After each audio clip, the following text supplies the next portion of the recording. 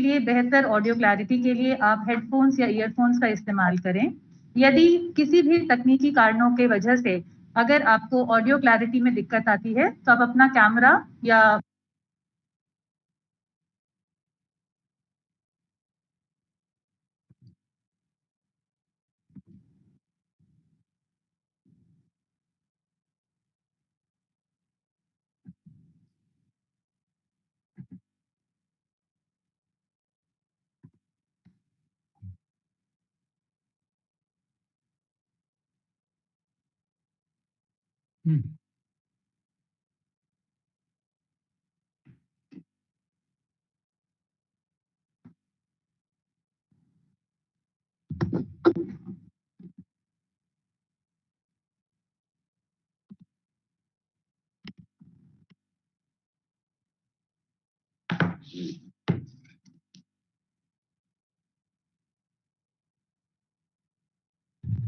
Did we lose connection or?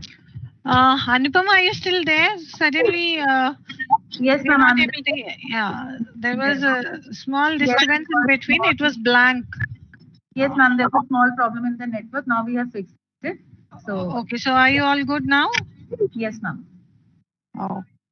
Okay. Is Amrita ma'am also ready? Yes Dr. ma'am. Amrita is ready? Yes. Yeah. I'm ready. Okay, so all is set from here also. We are all good to go. Over to you, all the organizers. Dr. Maushmi and to Dr. Anupama. Okay, Maushmi ma'am, you may please start ma'am. Should I start now? Yes, Dr. Maushmi, you can start.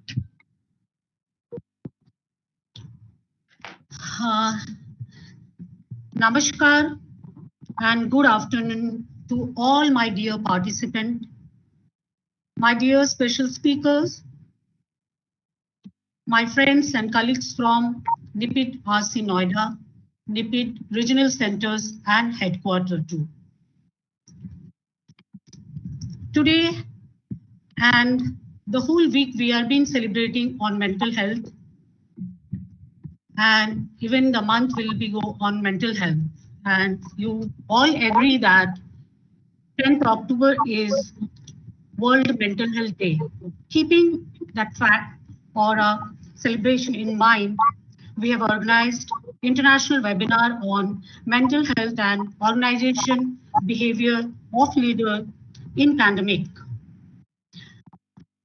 Mental health of leaders, definitely you all will agree that it helps them to see things more insightful, vigilant, observant, and definitely certain. They have to be certain always. The only thing certain today is uncertainty. You all will agree COVID-19 pandemic has left us in uncertainty, which leads to anxiety and stress. Just to share, stress is the body's way of responding to any kind of demands of threat whenever we sense danger. COVID-19 pandemic definitely has threatened all of us and to the mental well-being of our leaders. To keep business run, especially the educational institution run, it has brought big hindrances, and I'm dead sure COVID-19 is redefining the leadership narratives. Keeping all this fact in view, I welcome on this the international webinar on mental health and organizational behavior of leaders in pandemic. I take this opportunity to call upon Dr. Amrita Sahai, our officer in charge and assistant professor in rehab psychology, NIPID RC Noida, to give a concept note here. Ma'am, please welcome. Thank you, Dr. Maushmi. Good afternoon to everyone, and thank you for joining us in the international webinar on mental health and organizational behaviors of leader in pandemic. It is pleasure for me on behalf of NIPID RC to warm welcome you all. It is my proud privilege to welcome Madam Mrs. Anuradha Dalmia, Director NIPID. She has sent her good wishes for this webinar, and she congratulate us for conducting this important topic. We are honored to welcome Sir Major B.V. Ramkumar, Deputy Director NIPID, Secunderabad. Welcome you, sir, and thank you for continuous valuable support and guidance to organize this international webinar. Welcome you, sir. We would like to extend a very special welcome to both the eminent speaker of the day, Dr. Arun Kandaswamy, Additional Professor, Department of Psychiatry, NIMHANS, Bangalore, and Dr. Pravesh Mishra, Associate Professor, Organizational Leadership, Purdue University, USA. Welcome you, sir, and thank you to choose this important topic in this current scenario. We welcome all the faculty, staff, and participants in this webinar. We know that every year, 10th October, known as World Mental Health Day. And this year, the theme is Mental Health for All, Greater Investment, Greater Access. Today's webinar has the aim to promote understanding of physiology, psychology, and cultural aspects of mental health, especially in the context of organizational behavior point of view. We know that the world is experiencing health emergency due to COVID-19 pandemic. Majority of people are experiencing feeling of hopelessness, boredom, loneliness, anxiety, fear, stress, depression, sometimes suicidal thoughts, ideation, and many other mental health issues are commonly seen. The causes of mental issues are commonly, I'm saying commonly, due to fear of isolation, social distancing, and restriction in usual pattern of routine, uncertainty of future, financial loss, emotional crisis, and many more. Furthermore, there is a high demand in the work setting, including long working hours, changes in work style, we are mostly dependent on electronic gadget, increased screen time, high risk for financial crisis, fear of losing job, and many more. Majority of people are facing mental health issues directly and indirectly. There is a strong need to create protective environment which need to place on the strength and resourcefulness of communities and organization rather than weakness and vulnerabilities. The team leader or manager of the organization have to protect all the staff or the concerned from chronic stress and poor mental health during this time. It means they have better capacity to fulfill their roles, whether health workers or allied supporting roles, even in other profession or administrative roles. There is a strong need to foster an environment which promotes staff speaking freely if they have mental health concern or issues. There is a need to ensure good quality of communication and accurate information updates. Team of any organization should provide a brief and regular forum to allow workers to express their concern without breaking confidentiality. An effective biopsychosocial and comprehensive approach can help us, the individual, to cope with mental health crisis and building hope, safety, calm, social connectedness, self-directedness, self and community efficacy, overall well-being with the appropriate support and intervention. We hope that today's webinar will help us to understand the physiology, psychology, and cultural role in organizational setup. Once again, I welcome you all. Thank you. Thank you, Amrita ma'am. Great pleasure to hear you. May I welcome now Dr. Hemant Singh Keshwal, Assistant Professor, Special Education and Additional in charge of Model Special Education Center as a principal. Sir, please share the dais in welcoming to speaker. Thank you, Dr. Moshmi. Am I audible? Yeah, it's a great privilege. Yeah, you are audible, sir. Yeah, audible. It's a great privilege to welcome our guest in the international webinar on mental health and organizational behavior of leaders in pandemic. Definitely, it's a wonderful topic being which is the need of the hour also.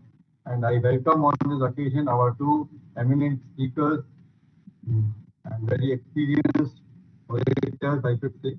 Dr. Arun Kandaswamy, additional professor in psychiatry from National Institute for Mental Health and Neurosciences and NIMHAS, Bangalore, and Dr. Paresh Mishra, he is the professor of organizational leadership at Purdue University, Fort Wayne, USA. I welcome both of you. Dr. First speaker, or Dr. Arun Kandaswamy, he is a specialist. He is a psychiatrist and have a special interest in psychosocial social intervention, addictive disorders, behavioral addictions, vulnerability, and youth mental health, physical mental health programs, leadership, and professional skills. Dr. Arun has 36 publications in the national and international journals, and he has authored 12 chapters in various books. He has completed 21 funded projects and 17 non-funded projects. He is a recipient of Tilak Venkoba Gold Medal in Psychiatry. He is a fellow of R.N. Mohan Murthy Foundation of Mental Health and Neurosciences. He received fellowship of Young Asian Psychiatrists for the course on leadership and professional development of young psychiatrists and taught by Asian Federation of Psychiatric Association. A long experience he has at NIMHAS, and he has been dealing in the leadership aspects of persons having mental health issues. Our second speaker, I welcome you, Dr. Paresh, a versatile personality and associate professor of organizational leadership at Purdue University, Fort Wayne, and he has PhD from India in business from Indiana University of Bloomington. Dr. Paresh Mishra conducts research and goal setting business ethics. He is a researcher and conducting research on goal setting, business ethics, workplace emotions, stress, resilience, disabilities, and evaluation of specific practices. He has published in publications in some national and international journals in the field of organizational psychology, applied psychology, industrial psychology, and has received Academy Management Best Paper Proceeding Award, Business Tourism and Academy of Management Learning and Education. Outside work, he pursues competitive long-distance running, hiking, and vocal music. He is in addition to all these, he is a motivational speaker also. He is a versatile personality. Why I'm saying, because you can see his area of interest. Not only he is a good psychologist, but also he is a good singer. He is a good adventurer. So a versatile personality, I should say. And over and above, he is from the field of disability and an alumni of this National Institute for the Empowerment of Intellectual Disabilities. disability. So I welcome you, Dr. Paresh, and very good morning to you. Joining us all the way from Maine. So now I request Dr. Arun Kandaswamy to start the session.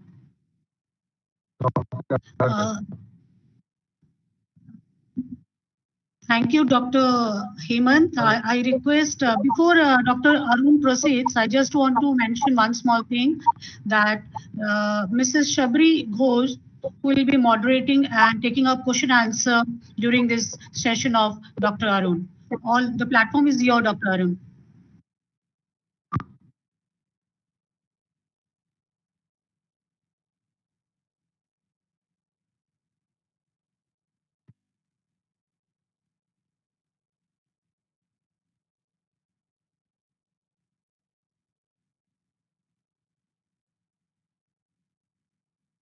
Unmuted.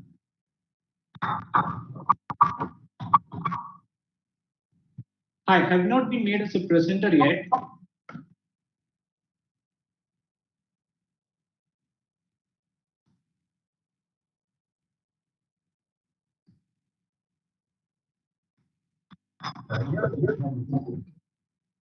Yeah, we have given you the presenter, right? You can start sharing it. You're able to see my window? We are able to see it. Right now we are seeing the first title slide, Impact of Pandemic on Mental Health of Leaders. Thank you. Thank you very much for the kind introduction, Dr. Hemant, and thank you very much all the organizers from NIPIT who had invited me for this interesting talk. This made me to read something, and I did some kind of work around this area. Although this is not something which I work on a daily basis, but this is something which we all go through as mental professional per se. This is my alma mater, the Department of Psychiatry of National Institute of Mental Health and Neuroscience in Bangalore. It's a greetings from the department to the organizers and the audience. I'll start my presentation with a disclaimer. Although there is a lot of public interest and a lot of discussion over mental health issues around COVID in leaders per se, but there's no much published literature available over there. So the evidence base towards it is still less. But in order to counter that, I did had some interviews with some of the leaders whom I have seen, and also I have put in my own understanding from the clinician's perspective to make this presentation a little more interesting. I have taken a lot of images from the internet. I have not intended any copyright violation, as this is more of an academic discussion, and I declare no conflicts of interest. The outline of my presentation would be it will be like two parts. The first part is about impact of the COVID-19, for that sake, any pandemic on the leaders, and thus the psychophysiological impact of COVID-19 on the leaders per se. And then I would move on to what can be done in such situation, what the leaders need to do in such situation. Let me move on to the psychophysiological aspect of COVID-19 pandemics on the leader. Any problem of psychological nature, according to the current understanding of science, the whole problem doesn't come on without any kind of underlying issues. So if you look at this, there's a core called vulnerability or at risk status. So every kind of psychological problems have a vulnerability from which it stems in. Each person have certain kind of vulnerability from their personality to a lot of other things, and that vulnerability makes one vulnerable to develop a particular kind of psychopathology. So we call it a psychopathology, it could be called a psychological issues or disorders, whatever it is. And that psychological issues leads on to particular set of consequences. So in clinical terms, whenever we assess problems, we go in this order. We assess what kind of person this we are seeing, what kind of vulnerability is there around, and over this vulnerability, what kind of phenomenological or psychological issues had come up, psychological disorders had come up, and because of that psychological disorders, what kind of consequences they started having. Following the same order, I would like to start with vulnerability. Leaders are primarily normal people to start, then they become leaders. So if there are vulnerability, they share the vulnerability of the so-called normal people also. For example, there is a fear of infection to self and significant others during this period. This is shared by everybody. This is a whole lot of stress around whether I will get infected at all or not, whether today my interaction with some person had brought in the risk to get infected, whether someone in my family is getting infected at all or what's happening around. This whole fear and in this kind of uncertainty itself creates a vulnerability to people. At the second level, the lockdown, the quarantine, the social distancing, and the isolation, all of them, they themselves produce certain amount of vulnerabilities. And we all know how lockdown had stripped off all the kind of social supports, right from having someone to support our own day-to-day activities in terms of having certain maids at home to meeting friends, all our buffers which we used to have, all of them are being stripped off.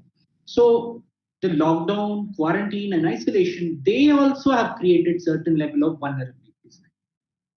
And the traditional social support in terms of friends, relatives, who being available for us on call or around us, they are not there around. Now, even if someone is getting infected, even if someone has issues, there's no way that they could come and support us. So there is a lot of social support in effect, and that creates another vulnerability.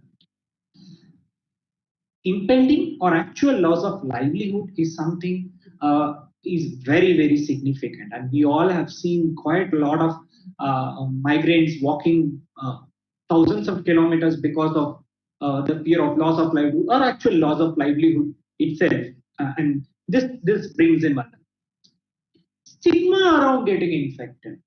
The stigma around getting infected itself creates extra pressure in terms of if I get infected, how I will be treated in my apartment complex, how I will be treated by people who give certain service to me, and that is one of the reasons why people were not willing to get testing, and that itself is creating another level of vulnerability. All these things are environmental, but there are certain things which are biological too. In terms of if somebody had in the past had developed any kind of psychological issues, they are at a high risk of developing high psychological issues when such kind of abnormal situations do happen. And those who have family history of having had some kind of psychological issues, they are at a higher risk of developing psychological issues here. So this is the biological part. The another biological part of it, we call it as, although I have not written over here, we call it as temperament and personality. Temperament is where it is being hard-coded when we are born, and that's the way in which we have, it's a signature of us in terms of responding to certain stimulus in particular way by our behavior. Personality is when this temperament gets its chance to meet with different kinds of environment, different kinds of experiences, the temperament gets modified and we bloom into something called as personality. And this personality is also something which is hard-coded but influenced by the environment. It's both environmental and biological. So whole host of biological, social, and psychological vulnerabilities are around normal people during this period of COVID pandemic, in terms of developing psychosocial issues. And leaders are not immune to any of these issues. In fact, they have a higher chance of this vulnerability getting exposed because of the specific vulnerability which they tend to stimulate. Although uncertainty is present even in normal people also, the uncertainty in terms of decision making and decision making process brings in extreme degree of stress to the leaders, because there is no precedence to such an event and there is no standard operating procedures available. And to start with, there was no procedures, the SOPs available. And once some kind of understanding happened, and a lot of rapidly changing SOPs, like something came yesterday, something came today, like morning one SOP had come, evening one SOP. I'm even talking from health perspective also. There are quite a lot of informations and quite a lot of changes over SOPs happened. The protocols were changing. That was producing significant amount of stress on the leader, because the leader is supposed to be stable, and he or she need to project themselves as stable and try to control the process in such a way that the outcome could be achieved. But here there seems to be no control over the process per se. In spite of all these things, there is pressure to perform and deliver too, which is again filled with uncertainty how one is going to produce. It was a very difficult thing. And as I was rightly pointed out by the introducer, that the change in the work format, what kind of work format which we were having, that has got shifted entirely. Like long hours of working from home. Working from home is actually a punishment than working from offices, because working from home means there is no work hours. You are available all the time. That has to be, if you stay at home, the family seems to feel that you're on vacation. But if you are staying at home and doing work, that creates a lot of pressures over. And whole lot of work needs to be done over computer, that itself brings a lot of stress to people. So as a leader, one get into all these vulnerability along with the vulnerabilities which as a normal person one inherit. So we can understand how a leader is highly vulnerable to develop psychological issues. Let's move on to the psychopathology, or what happens to the person per se. See, what happens is the rapidly changing SOPs, the work format has changed, and a lot of decisions are being taken in a hurried manner, and sometimes there is a delay in taking decisions because I don't know how to take a decision on what line I need to go. All these things results in quite a lot of unrest in the work situation itself. That causes significant component of self-doubt on the person per se. And that self-doubt results in significant amount of stress, right? The stress, as you all know, has a lot of biological influence on the brain. The stress has a lot of stress hormones, the hormones which are responsible for fight and flight reaction. They get secreted quite significantly. The cortisols get secreted significantly, which results in further worsening of other psychological issues. And added to that, the fearfulness get accentuated by every day seeing one or other colleague or the people around me getting infected or having something. And the media is putting so much of the information in terms of the bad effects which comes up.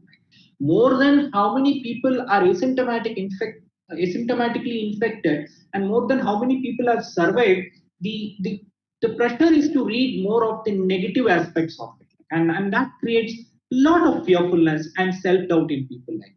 This self-doubt and fearfulness eventually lead on to one feeling demoralized and demotivated to deliver anything which they are supposed to do, which in a way is going to result in quite a bit of psychological issues, which could range from restlessness and feeling edgy all the time.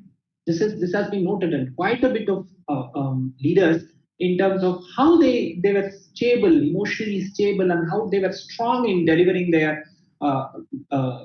process and delivering their outcomes, they started feeling restless and edgy. And this was attached with many, some of the leaders whom I had spoken to were talking about sleepless nights. And the sleepless nights are because of what is going to happen tomorrow. Right? What is the question I need to answer? And will I have an answer, or I will be cutting a sorry face and feeling shameful that I don't have an answer to it in front of my colleagues? Right? That caused a lot of anxiety attacks too, right? And anticipatory anxiety in terms of what's going to happen, right? This results in a way of projecting my inability on others by just throwing anger at others or being aggressive towards others also are seen quite often. As I talked about, like a lot of demoralization happens. The other set of it, like feeling depressed and low self-esteem, all these things may not be outwardly shown because it's too difficult for the leaders to feel or show the feeling outside. They have to show it in different ways. Most often it comes out as aggression or anger because they don't want them to be seen as inefficient. Sleep disturbances are very high, and as it was pointed out earlier, that self-harm related ideas are a high probability in all these situations. Suicidal ideas are a high probability in all these situations.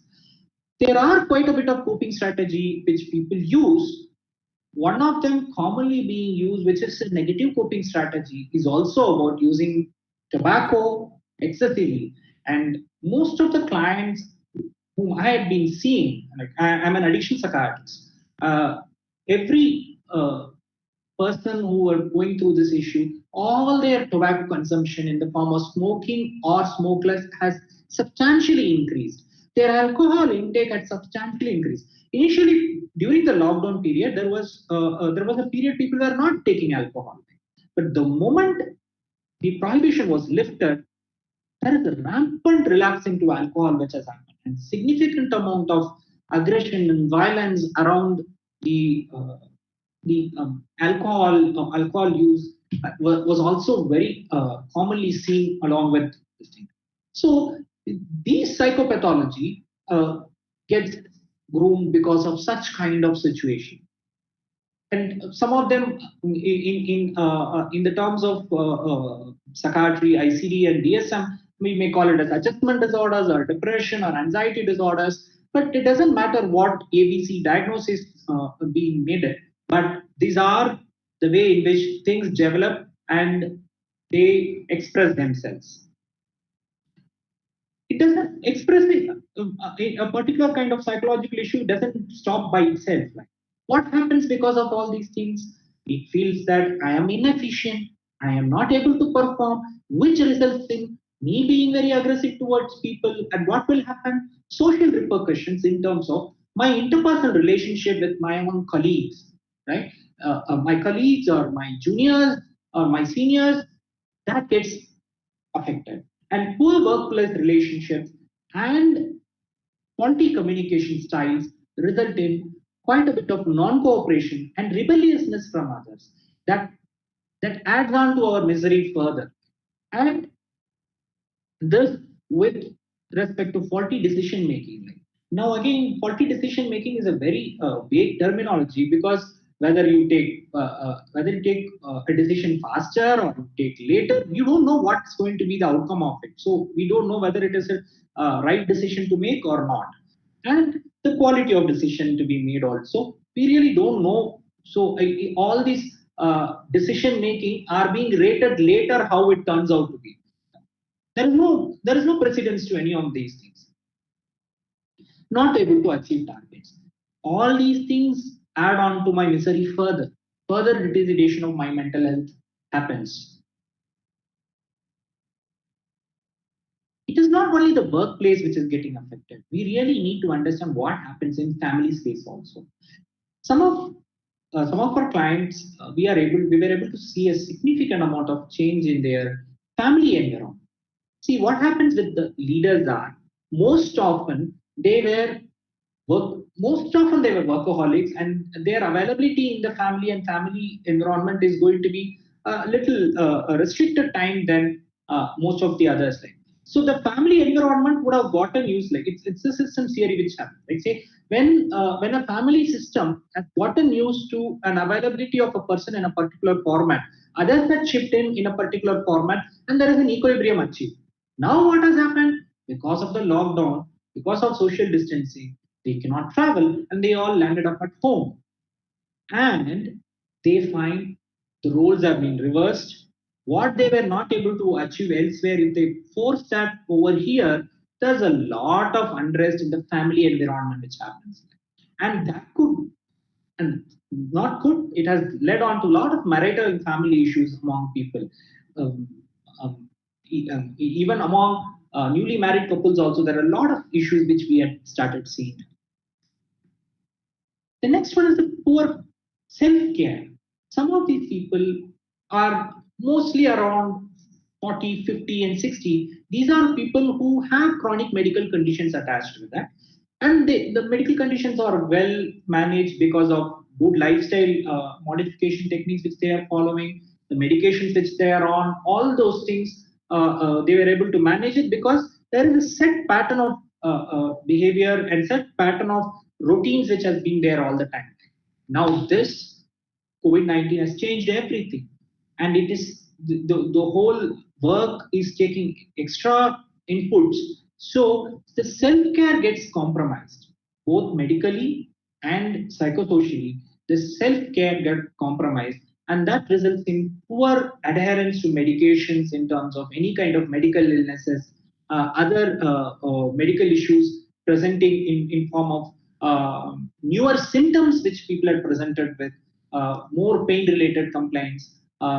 Because it's very well known in Indian setting, depressions and anxieties don't present as depression and anxiety. It's most often present as physical symptoms. So many of these people had started coming with physical symptoms predominance. For example, without even COVID infection, some of our clients started presenting with anosmia, which is not able to smell, which is one of the typical symptom of COVID was loss of smell and taste. They started having loss of smell and taste, but it was fleeting and it was not very typical of COVID-19 because COVID-19 testing was also negative. So a lot of physical symptoms also had seen, but when we gotten into the details of it, we could sense that there are a lot of psychosocial disturbances which had resulted in psychological manifestation, psychological and mental health issues which had come in them. That got manifested itself as physical symptoms per se. So to summarize this part of my presentation, we can sense that there are significant vulnerability for a leader which had pushed them to develop particular psychological, social, and physical health issues. And these issues leads on to further complications in their life. So a leader by himself or herself has been subjected to a lot of biopsychosocial stressors in their life.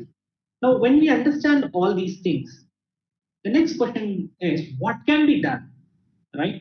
What should be done? No one has any idea, as it was pointed out by Maushmi, that no one has any idea what should be done.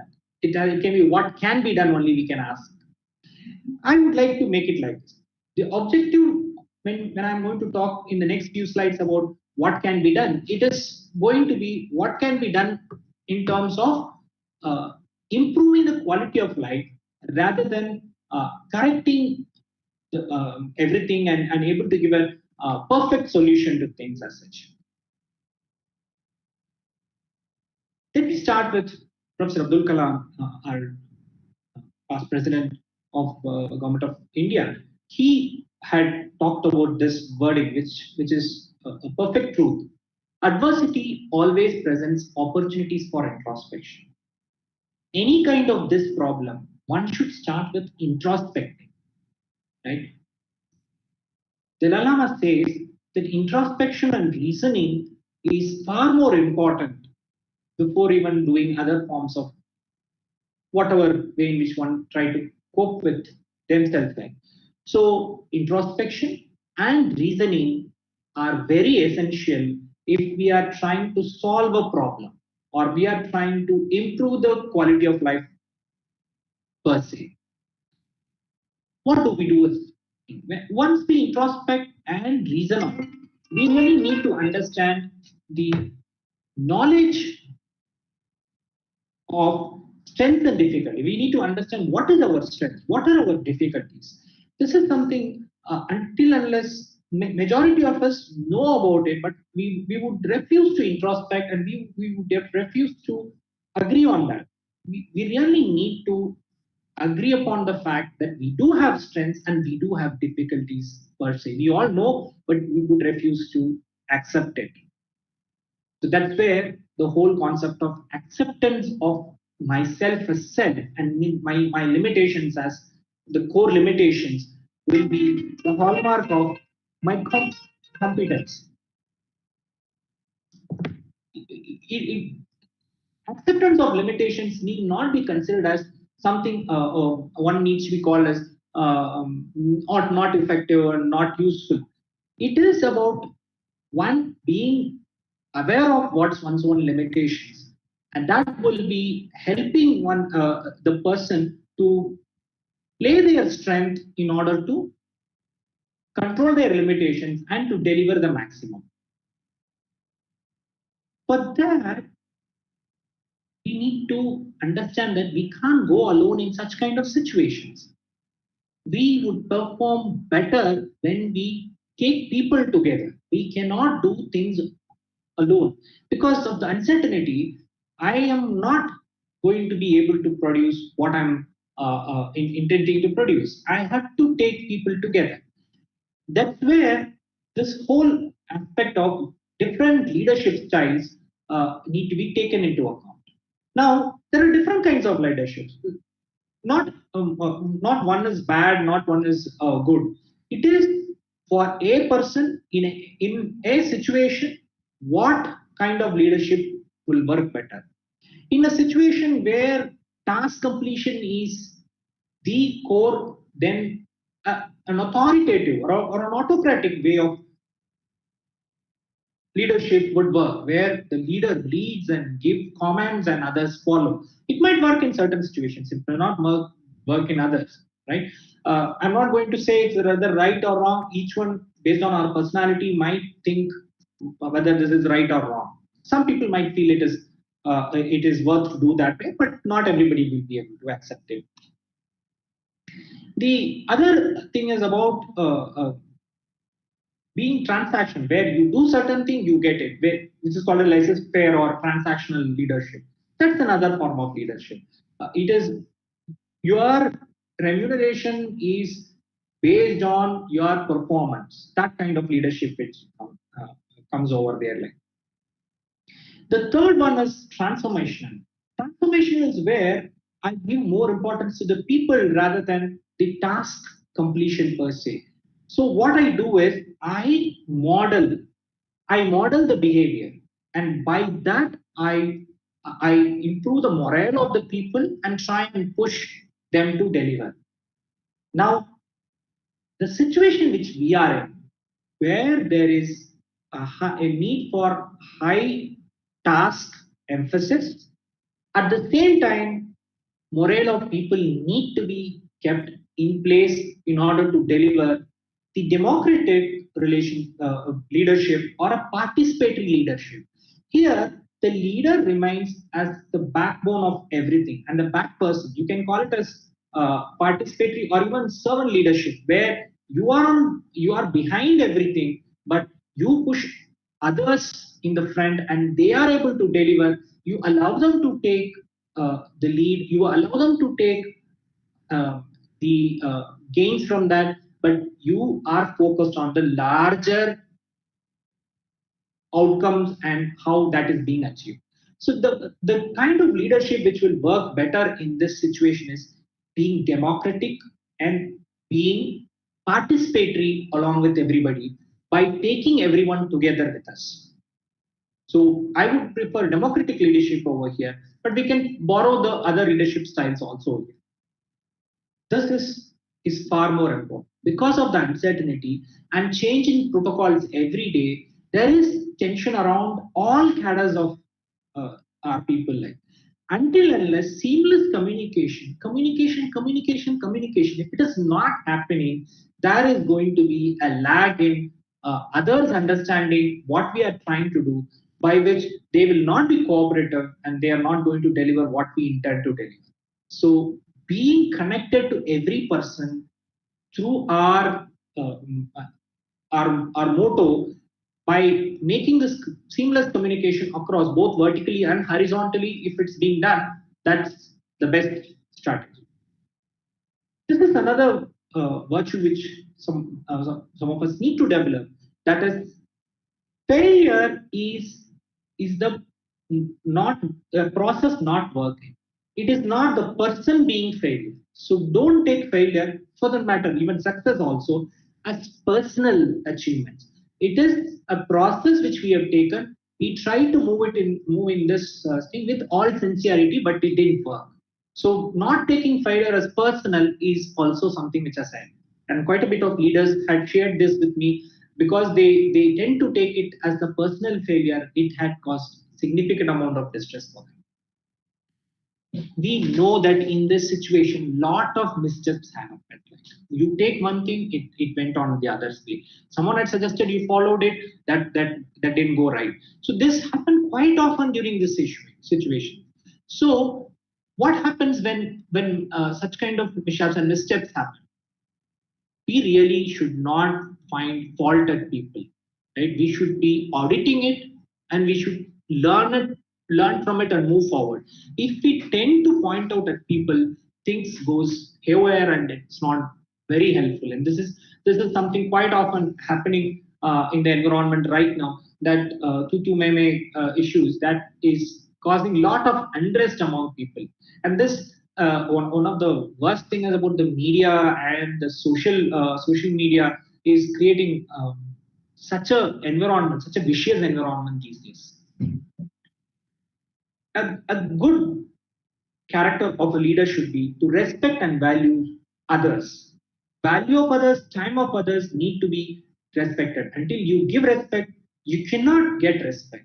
And if you don't get respect, you are not a good leader, right? So giving respect and getting respect in as a transaction is something we should inculcate as a behavior and follow the rules. Now it's not about the professional life. Again, I'm coming to the balancing in life. The personal life need to be equally balanced. If we are not able to balance our personal life, or whatever we achieve in the professional life, it is going to be a problem. One thing which people have understood this period of being in lockdown, they understood how much they were missing in the professional life, in the personal life.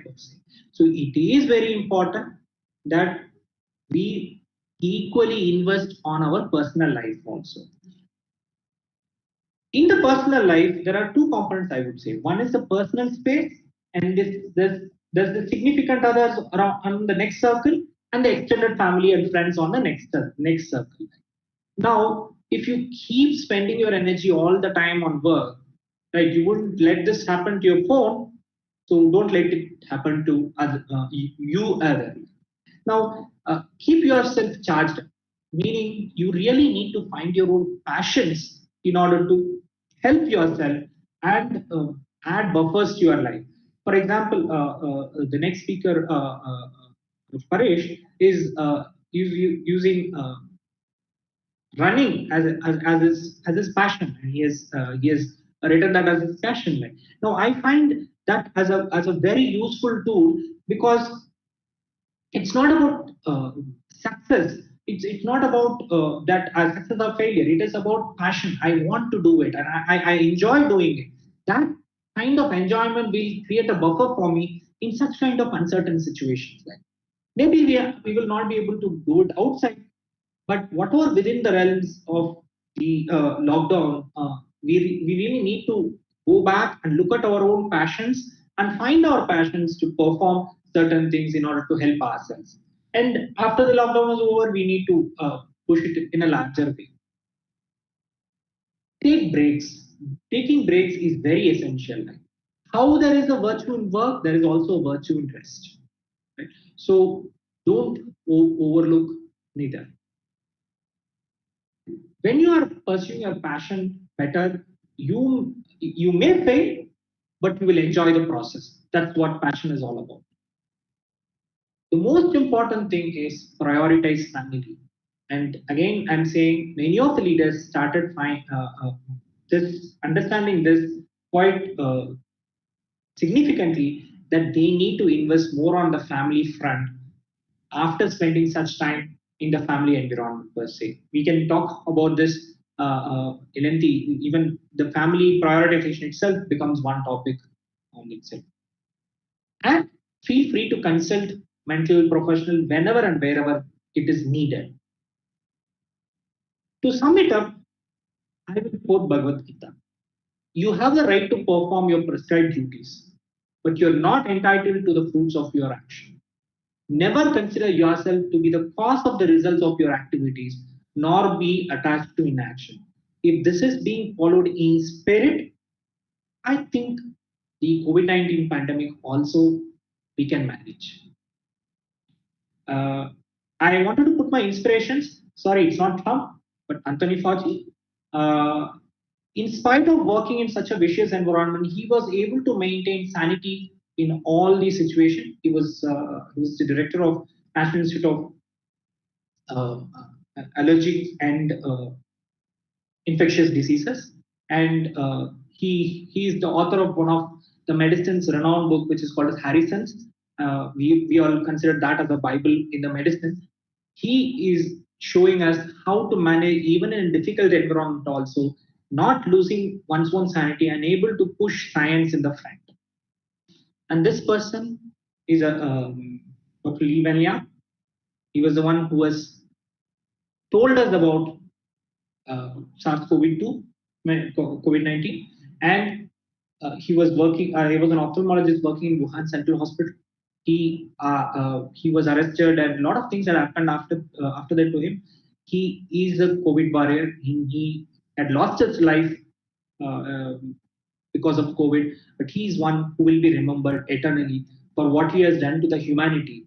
What lived over there was humanity. He never worried about what is going to be the outcome. He worried about the process, and he wanted to help others. He's a better inspiration. My acknowledgements are to all the leaders I spoke to and also read about. Thank you. Thank you very much. I'll take up some of the questions. Shabri?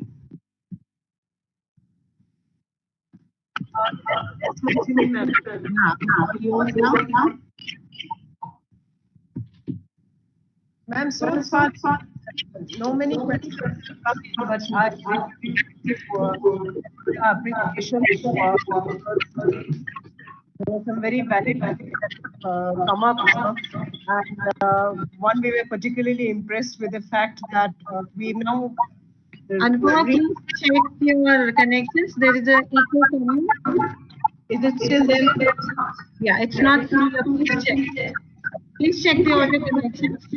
There's a lot of echo coming suddenly. All right, ma'am.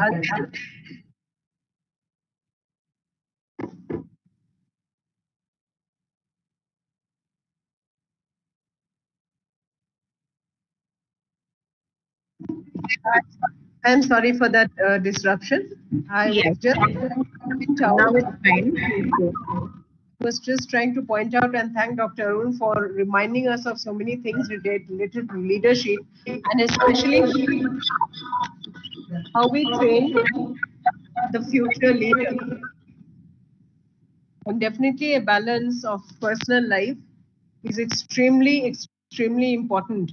But I think on the spur of the moment, we are forced to take decisions that we regret later on.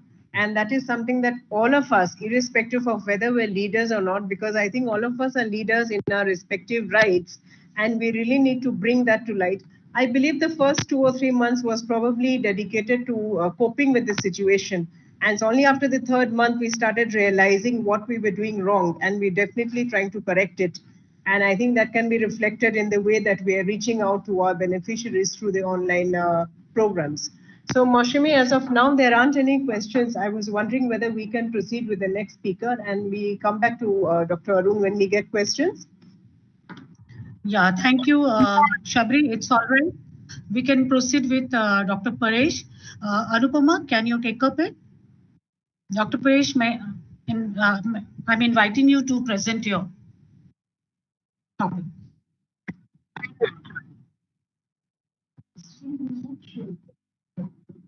Okay, so looks like I'm on now. Let me share my screen. Where was that icon? Oh, there it is.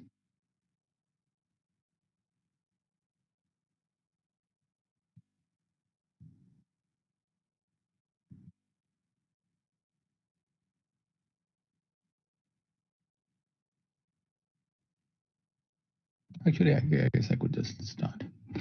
Okay, well, good evening or good afternoon, all of you. Hello, namaste. It's a pleasure being here, and I'm really excited to share whatever I can based on my capacity here with all of you about leadership, about stress management, and thank you very much, Dr. Moshami, Dr. Hemant, and the senior leadership at NIPED for organizing this. I'm grateful and I'm happy to be here. So let's see, application window.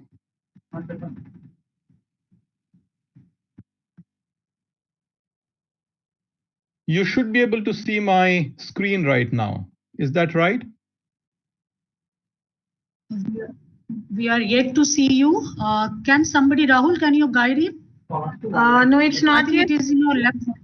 Professor Paresh? Yeah. I think you have not selected the entire screen option. Oh, is it? Okay. Okay. Yeah. Let's click on that and then click the share button. Okay.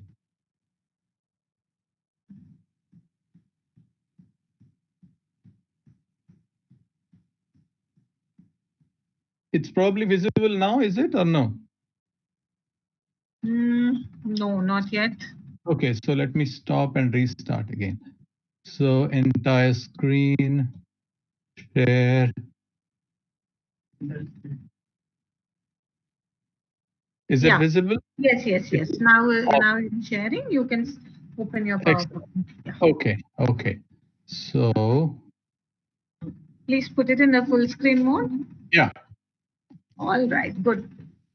Excellent. So I have titled my presentation "Leading Effectively Under a Pandemic." And this is primarily based on the feedback that I got from the participants in the study. I understand several hundred participants registered for this webinar from many countries across the globe. And I had requested the organizers to give me some insights about what is it that they really want to know from me.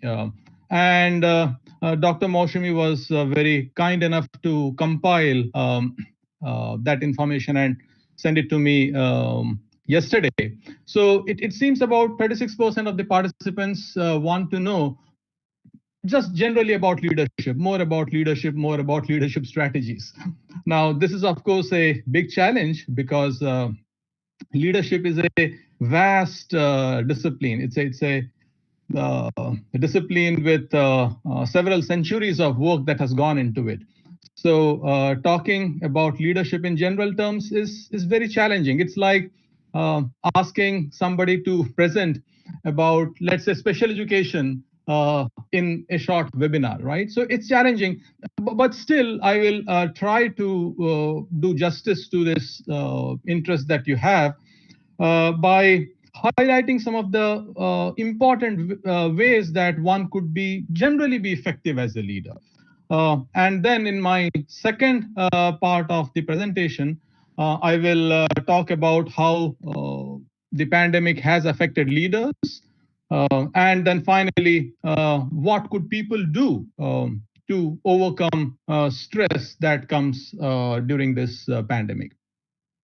So this is how I will be structuring my presentation, essentially going by what you want to know. So starting with part one of the presentation, where I will talk about leadership in general terms, and so that again, from what I understand, many of the participants are in positions of leadership. So that's exciting. I hope you find this valuable. So we first of all need to be very clear about what exactly we mean by leadership. Unless we have that clarity, we will not be able to be effective leaders. So clarity about anything is extremely important. Whatever it is that we are doing, whatever it is that we are pursuing, we need to have clarity about those things. So let's start with what leadership is not, because there are several myths about what leadership is. So leadership is not about being in positions of power. Being in positions of power is a good thing. It's not necessarily bad, but just being in a position of power does not automatically mean that you are leading. In fact, you may be in a position of power and you may not at all be leading. You may, in fact, also be a pretty ineffective leader. So leadership is not just about getting to positions of power. Leadership is, again, not about being charismatic. This is a common misconception that people have, especially for amongst people who aspire to be leaders. They have seen leadership depicted in very charismatic terms in movies, in popular literature. So even charisma is a great thing. It can assist you in being a very effective leader, but it is still not the same as leadership. Related to the second point would be being popular. There are many popular individuals.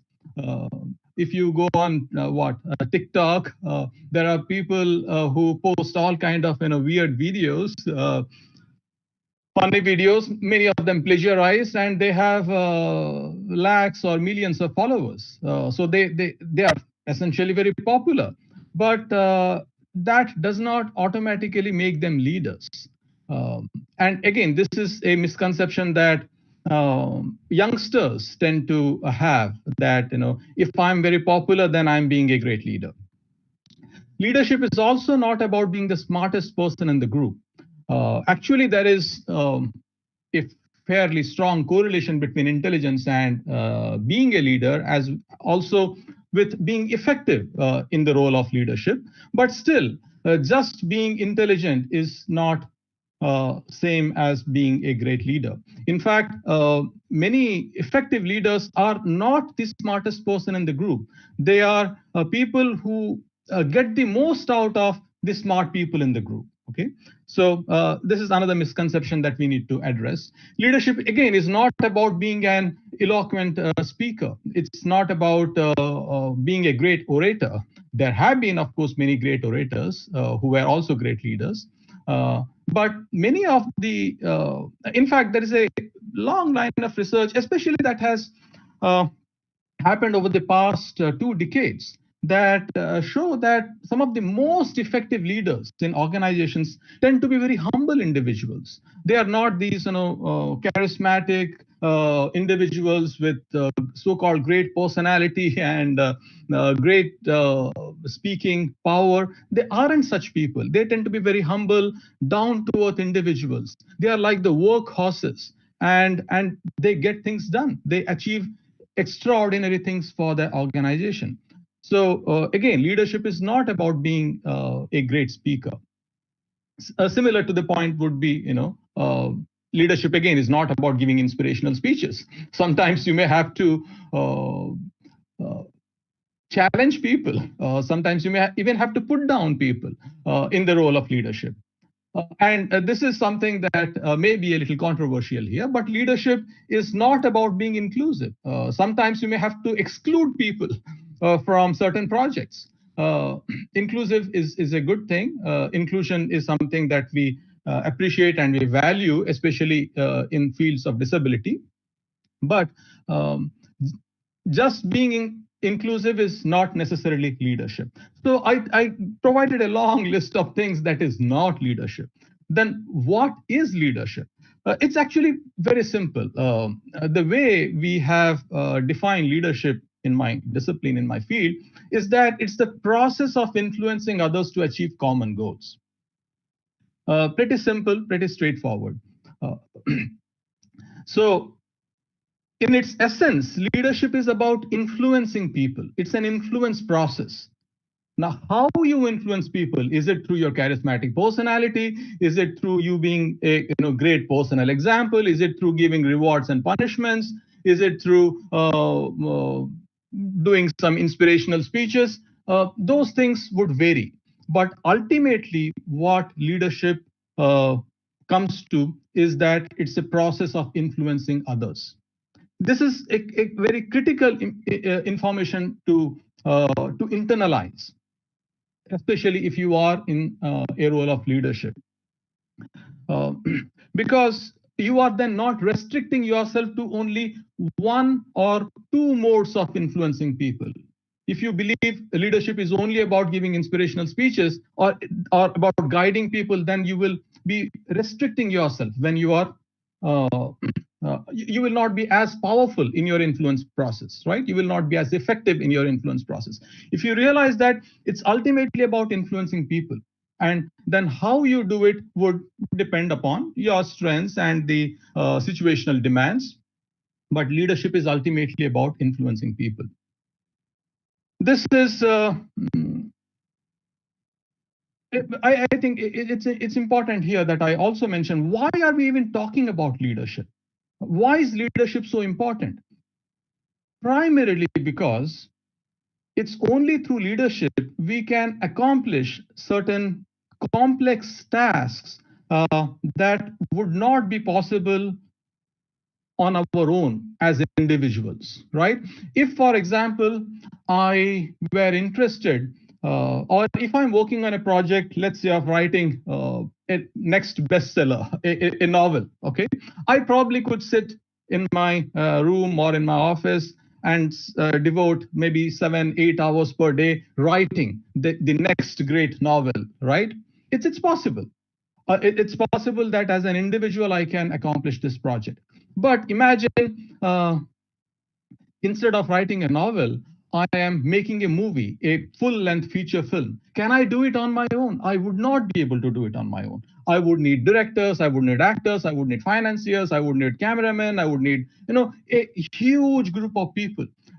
So leadership is something that helps us accomplish things that would not be possible just by individuals. So in that case, leaders would then have to influence other people to be able to work towards that goal that you want to get accomplished. So a couple of things that we should also keep in mind. Leadership is always a group phenomenon. In other words, there is at least one person who is influencing and at least another person who is being influenced, or whom we are trying to influence. So there has to be at least two people when we are talking about leadership. And leadership is always goal directed. So sometimes influence may happen without a conscious awareness. Let's say somebody is a horrible driver and very reckless driver and meets a horrible accident. And then because that person was our friend, now we may be extra careful when we ourselves are driving. So that person actually influenced us, but is that leadership? No, because that person did not deliberately got into an accident to influence us. That just was an after effect, right? So anytime that we are talking about leadership, we have to see it as a goal-directed process, a conscious process of setting goals and then working together to accomplish those goals. That's the reason the importance of the term common is very important, because if I put a gun on your head and ask you to give me all your money, I'm in a way influencing you, right? I'm influencing your behavior, but we wouldn't call that leadership, right? So it's a mutually agreed upon goal. So it's common goal. Anyway, I think this should give you some insights about what leadership is. If that is what leadership is, then how then can you be effective leaders? So this is something that Actually, Dr. Arun also touched upon. So typically, when we talk about effective leaders, one of there are many ways that we can measure effective leadership, but one of the key measures is goal accomplishment. So as a leader, you have certain goals that you want to get accomplished for the organization or for the project that you're working. So are you accomplishing those goals? In business organizations, it could be increase in profits, increase in market share. In non-profit organizations, it could probably be increase in funding or completing projects, whatever it is. The specific goals may vary from domain to domain, but ultimately all leaders have to aspire, have to work hard towards accomplishing goals. And when they do accomplish those goals, we say that they are being effective. But we cannot think about effective leaders only in terms of accomplishing goals. We also have to take into account whether or not they are happy, whether your subordinates, whether your followers are satisfied. If you are making your people miserable in the process of pushing them towards accomplishing the organization's goals, we actually don't call that effective leadership. So, of course, if you are neither accomplishing goals nor do you have satisfied employees or subordinates, you will not be effective, right? We don't call you effective as a leader. If you are only accomplishing goals, but your subordinates are miserable, again, you are only partially effective. You are effective from the perspective of goal accomplishment, but you are not effective from the other important goal that leaders have, which is having satisfied followers. Same the other way around. You are a people pleaser. You have very satisfied followers, satisfied subordinates. But hey, you are not accomplishing anything for the organization. Then again, you are only partially effective. You are not completely effective. So we will call you effective as a leader when you are accomplishing both the goals as well as have happy and satisfied subordinates. Now, again, this is just a range.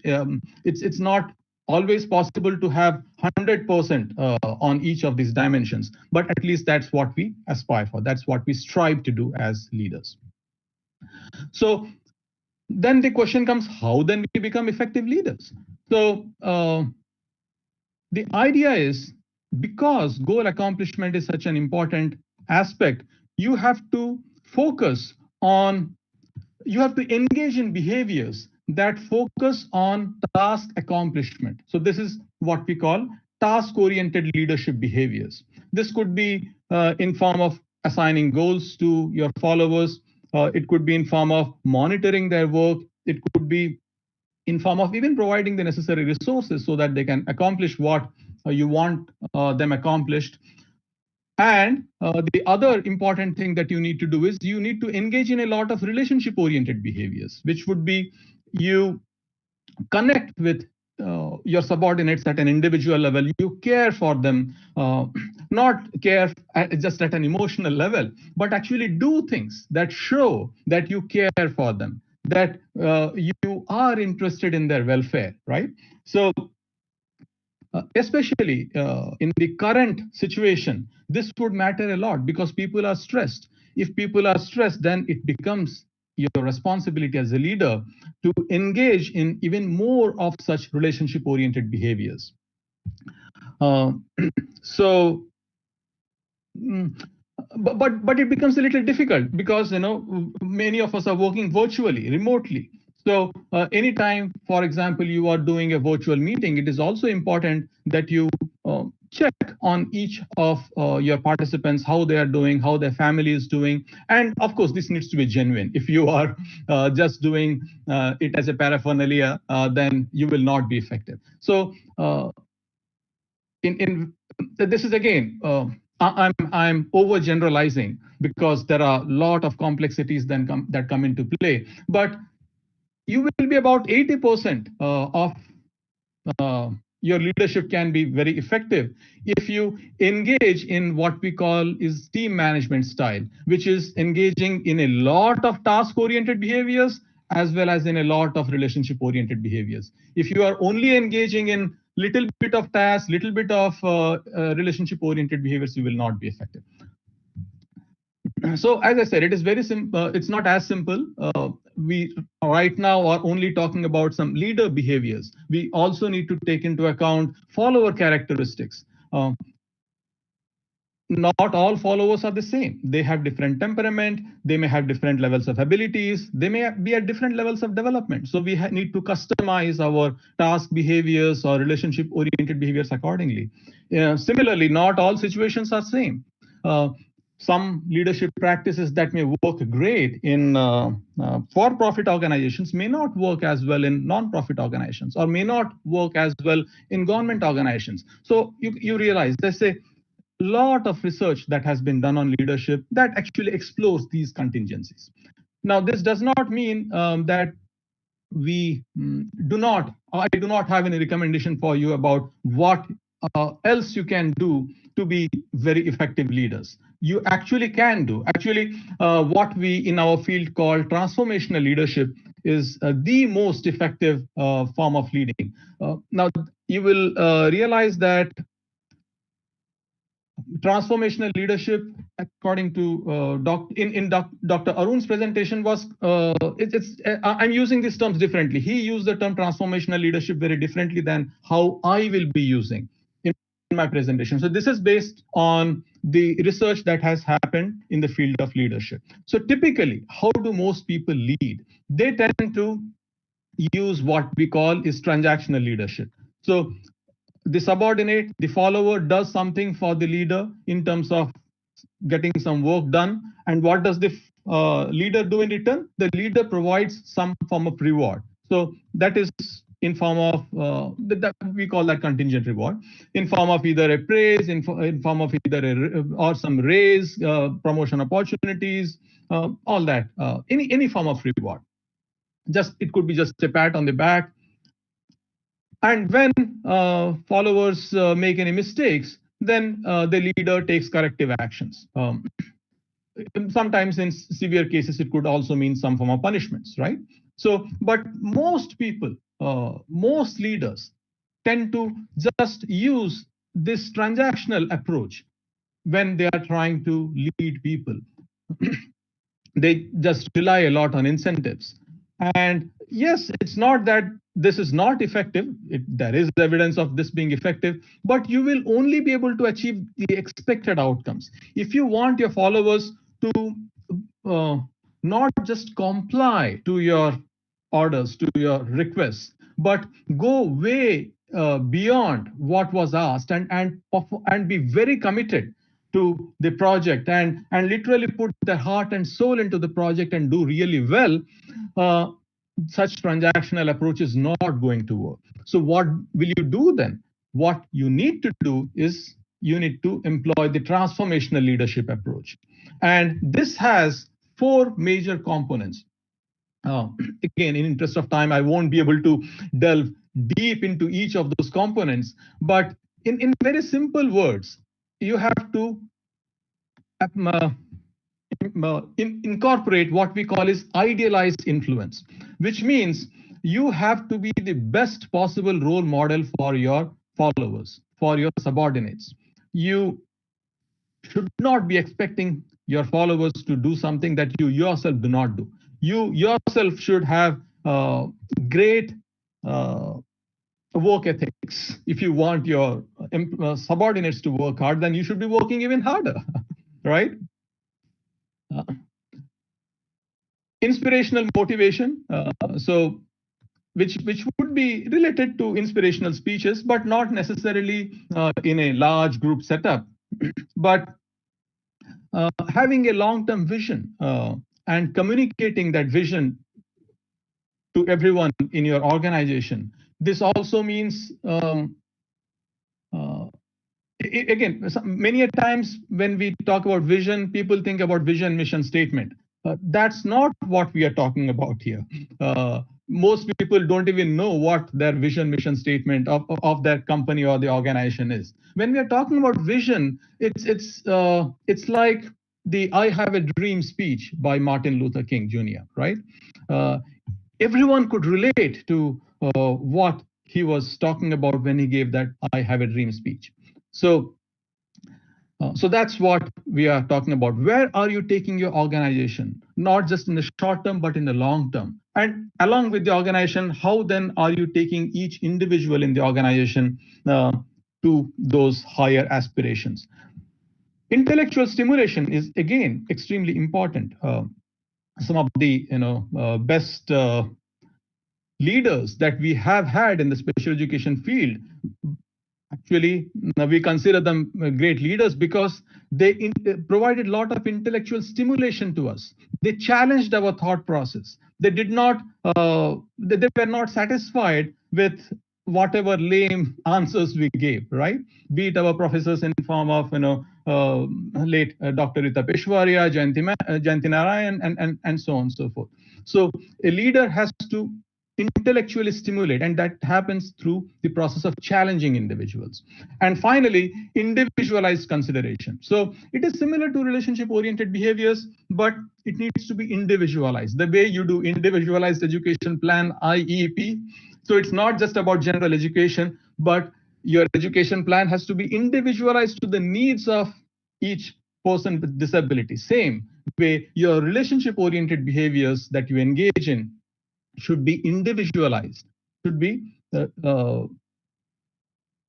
customized to the needs of each individual who is working for you. So that will make the biggest difference if you want to be effective leaders. So that was the first part of my presentation. Hope this gave you some ideas about how you can be effective leaders in general. Now coming to the question of how the pandemic has affected leaders. Dr. Arun was right in saying that there actually is not much research that has happened on this topic. And obviously, because this is a new phenomenon, that it's a completely novel situation that we are experiencing. And research takes time. It takes years to come up with good quality research, going through the peer review and everything.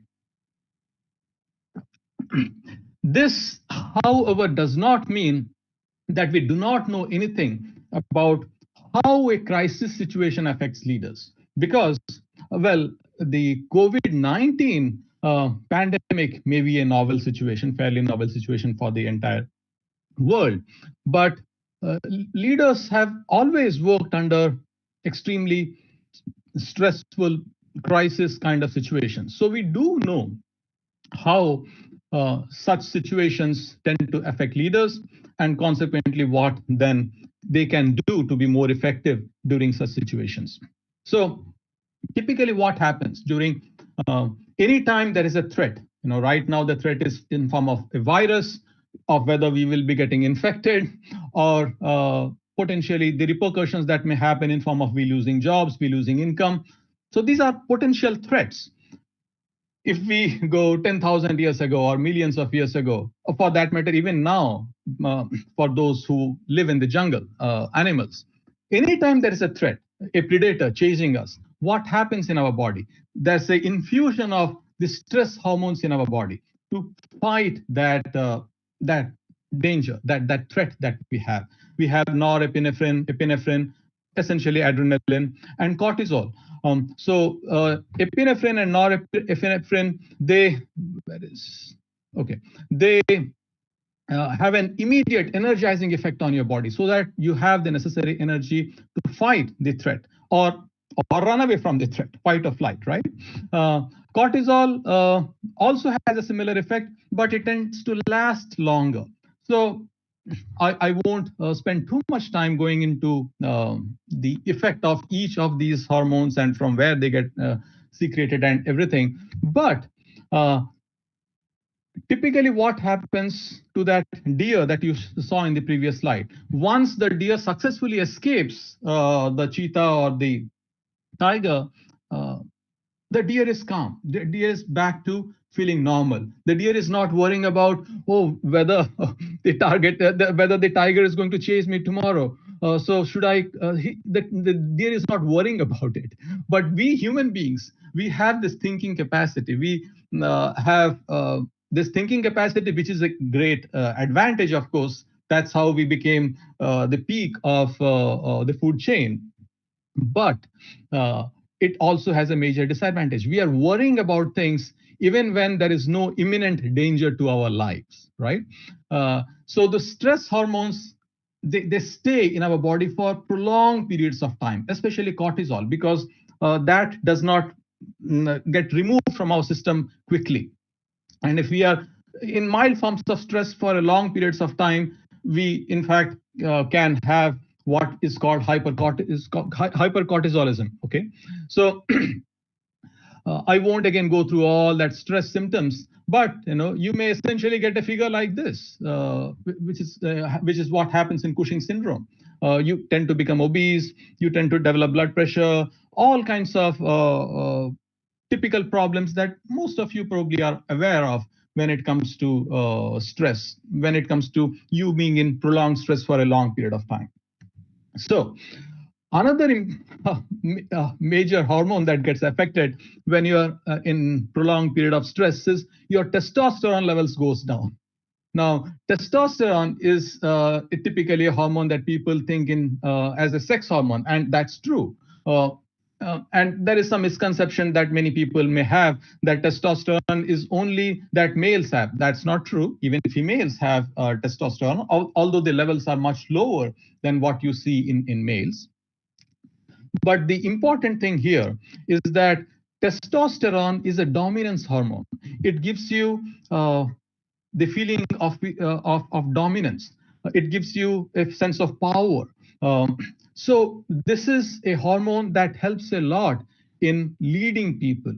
But if your testosterone levels go down, then you will end up not being a very effective leader, because you are losing that inherent sense of power, that feelings of power that comes from testosterone. So again, it's not the actual levels of testosterone, but from whatever baseline that you have. Like women may have a lower baseline, but that can reduce even further when they are getting stressed. The males may have a higher baseline, but when their levels go down from the baseline, that's when they also lose their capacity to being effective leaders. So here's a graph that essentially illustrates what I'm saying. We have on the y-axis leadership behavior, and the more so in form of task-oriented behaviors, in form of relationship-oriented behaviors, in form of the transformational leadership behaviors, all those 4 types of transformational leadership behaviors. So people's engagement in leadership behaviors is highest when they have both high testosterone as well as low cortisol, actually high testosterone and low cortisol. So cortisol is a stress hormone, so lower levels of cortisol and higher levels of testosterone. But when you have both the other combinations where either you have low testosterone and high cortisol, that's of course the worst, and then the other combinations. So you need to work towards enhancing your testosterone levels and reducing your cortisol levels at a physical level, of course. But how do you do that? That's something that we will talk about when we come to the recommendations part. But what are some of the other ways that leaders are affected when they're experiencing stress? They become really focused on the present because it's a crisis, right? Anytime there is a crisis, we become too focused on the present. We forget about the long-term goals of the organization, which we call strategic thinking. So leaders start giving too much focus on the present and not so much. So they're always in the firefighting mode, what they actually need to do is need to devote sufficient amount of time for strategic thinking that is going to help the organization in the long run. So in terms of another way of thinking about it is if we have urgency on the x-axis here and importance. So if you are working on things that are neither important nor urgent, that's of course not effective. But under stress conditions, we tend to devote extraordinary amounts of time to things that are important. We cannot say that taking care of these challenges that come during pandemic is not important. That is important, but it is also urgent. And what happens when we are devoting so much of time to this firefighting? It drains us. And when it drains us, we end up spending also a lot of time on activities that are neither important nor urgent. That may happen in form of fiddling on the telephone, on our cell phones, or watching some mindless stuff on Netflix or whatever it is that you. So, but ideally, we need to spend more time. Leaders especially need to spend more time on things that are important but not urgent. So we will summarize what then leaders can do, or for that matter, even general individuals can do to reduce stress. So first thing, generally, people believe that stress is caused by factors outside them. So they will, and this graph is actually from American Psychological Association. When it comes to causes of stress, people say money is the or lack thereof is cause of stress. Their work is causing them stress. The economy, the bad economy is causing stress. Their relationships, their spouses or their kids, and so on and so forth, health problems. But actually, this is a wrong way of thinking. Right now, we are saying that the pandemic is causing stress. Because if that were true, the more problems we have, the more stress we will be. So what is the real cause of stress? Let me give you an analogy. Let's assume that you are only moderately good in maths. Okay, let's say you are not extraordinarily good at math. And let's imagine that you are in your 5th grade right now, and you have your final 5th grade exam that you have to take. Now, will you be stressed before the exam? As a kid, will you be stressed?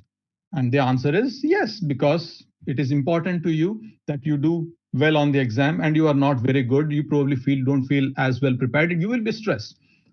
So would it then be fair to say that your 5th grade exam, your math exam, is causing you stress? The answer is actually no. Why no? Because if the 5th grade math exam was causing stress, then it would cause stress to us even now. But now, if we are given a math exam at 5th grade level, we will not be stressed, right? Or even you imagine when you are in 10th grade, you will not be stressed taking a 5th grade exam. So it's incorrect to say that the 5th grade exam is causing stress, because the same 5th grade exam is not causing stress to the 10th grader or to the same person who is now in 6th or 7th or 8th grade, right? So we have to be clear about that. So what do I mean by this through this illustration? So typically when we think about stress, we think in terms of problems, in terms of demands that are placed in us. But we also need to think in terms of capacity. How much of capacity do we have to deal with the challenge, to deal with the problems that are in front of us?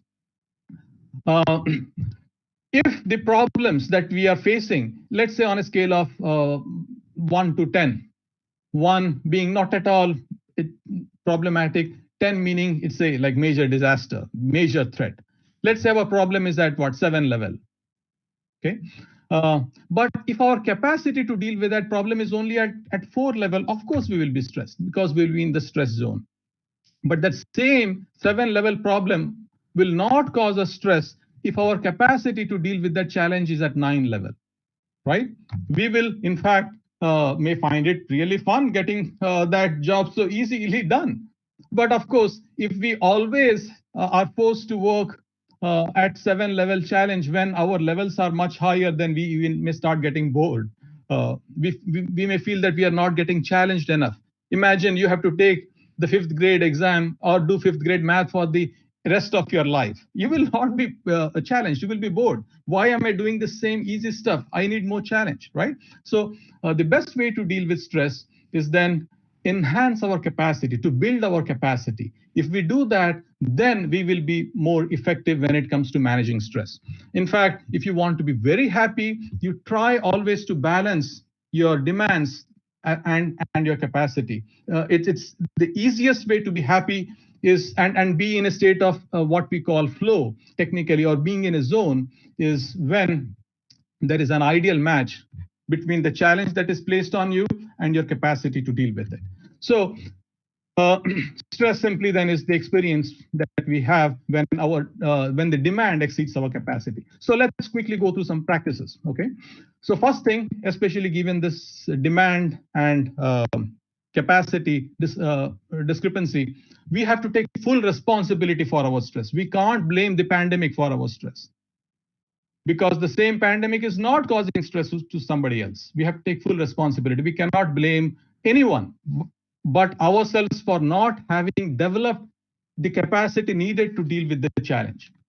So we need to take personal responsibility. We need to be physically active. And this is something that Dr. Arun has also touched upon. So again, I won't belabor this, but I just want to specify that there's a lot of research. Again, in interest of time, I won't be able to delve into all that research. But quickly, they have done studies on people with clinical depression. Okay, exercise as a treatment or antidepressant medication as a treatment. And what do they find? They find exercise was more effective than antidepressant medication. Again, not to say that this will work for everyone. In certain conditions, antidepressant medication is important. And most interesting thing, what they find here is relapse was higher in the medication group than the group that was only given exercise. So you can understand the importance of physical activity. And again, by physical activity, I'm not saying that we only engage in a lot of rigorous exercise that goes on for hours. No, that's good. That may be helpful for your enhancement of strength, stamina, everything. But what is even more important is that we are active throughout the day. Okay, just doing 30 minutes of intensive exercise, but then being on the couch for the rest of 23.5 hours is not helpful. From an evolutionary perspective, we were always active throughout the day. Only when we got tired did we sit down. But what do we do now? We are when we get tired of sitting down, we get up and we stretch, right? So that's not something that we should do. There's a lot of research that has been done on good posture, on yoga. We don't tend to value these things when we hear it from Swami Ramdev, but just believe me, because I won't be able to delve into all that research. There's a lot of research showing that these are extremely effective techniques. Same with pranayama. In the Western research, they call Anulom Vilom cardiac coherence breathing. They give some fancy names and then we think, oh, it is super effective. But it's the same Anulom Vilom that has been found to be extremely effective. Okay, getting sufficient sleep. Our work habits have messed our routines so much. We are like on these devices, electronic devices, late into the night. We don't get a timely sleep. That messes up our capacity. It reduces our capacity to deal with stress. Take up moderately challenging goals on a daily basis and try to achieve them. That sense of accomplishment that you will get from accomplishing those goals will make a huge difference in terms of enhancing your even testosterone levels. And then consequently, you will be more effective as a leader. Associate with the right people. If you have a lot of negative people around you, then that negativity will rub off on you. So one of the easiest ways to be effective would be to associate with the right kind of people, even if it means virtually right now. Meditate. Meditation is a big science. We won't be able to delve too much into it, but at least devote some time. You may, especially Indians, I think, know a lot of techniques. Even if you don't know, then we could probably touch upon it during the Q&A. But at least devote 30 minutes or an hour per day when you are doing nothing. By doing nothing, it means literally nothing. No cell phone, no reading, nothing. Just sit quietly, close your eyes. That's, even if you don't know the technicalities of meditation, this is going to make a huge difference. And gratitude. This pandemic is, we all are cursing, many of us are cursing, but there's a lot of benefit also that we have accrued from the pandemic. We often don't see the positive things, and the specific positive benefits that you may have got would be different than what I would have got. For example, your commuting time to work may have, is not there. Yes, there are challenges of working from home, but there's also a lot of benefits from working from home. If we start counting our gratitude, things that we are grateful for, again, there's a lot of research here as well that shows that makes an immense difference to our capacity to deal with more challenges, and it actually makes us very happy. So I had many more slides, but in terms of in terms of a summary slide, here are the key points. Take good care of yourself as a leader. Do not try to be a martyr. We tend to celebrate some, if I have read in the news and also on social media, people giving high praises for some doctor who was actually pregnant and was working too many long hours and ultimately got killed through the. It's important that you take good care of yourselves. What happens on an airplane, for example, they ask you to put the mask yourself before you put masks on others, right? You have to take good care of yourself. Engage in all those task-oriented behaviors. Those goal accomplishment is extremely important. Engage also a lot of relationship-oriented behaviors. Try to balance between the immediate and long-term goals. Lot of opportunities, new opportunities come during any crisis situation, which Dr. Arun also mentioned.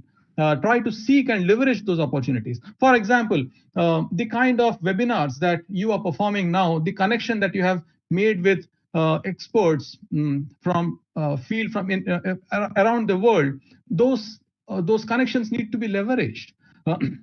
Maybe for great research opportunities, research collaborations, but whatever it is, you need to leverage those opportunities. Do succession planning. Succession planning, it's possible that you will fall sick, that you will not be able to come to work. It's even possible that as a leader, you could potentially even die. So it is important that you have people in place who will be able to take over immediately when you are not capable of leading. That's what they have in the army, for instance. There is a series of, even the general dies, there is somebody next in command to take over. Even the lowest rung soldier will be able to take command as the situation demands. And finally, have fun. Life is about not always being in a crisis fighting mode. We can always find ways to have fun even under the most dire of circumstances. So this is where I will stop my presentation. I have gone way long, but I hope you found some value here. Thank you.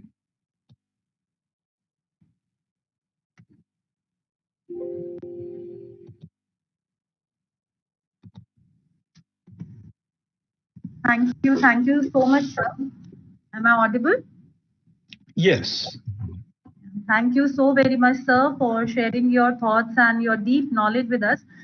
We rarely get this kind of opportunity to listen to the words of such a visionary speaker. Thank you so much again. And it would not be incorrect if I say that if encouragement, enthusiasm, and excellency are major aspects of any organization, then so is to have an effective leader to take that organization to the heights. And being an effective leader, as you have explained, is not merely being in power or being charismatic or popular, but should have a transformational leadership approach. And definitely, it is high time we all should understand that what exactly is stress, why we are having that stress, and how we should cope with it, especially in this time of pandemic, if we want to excel in our workplace. Thank you once again, sir. And with due permission of the chair and with you, maybe take up a few questions that we have.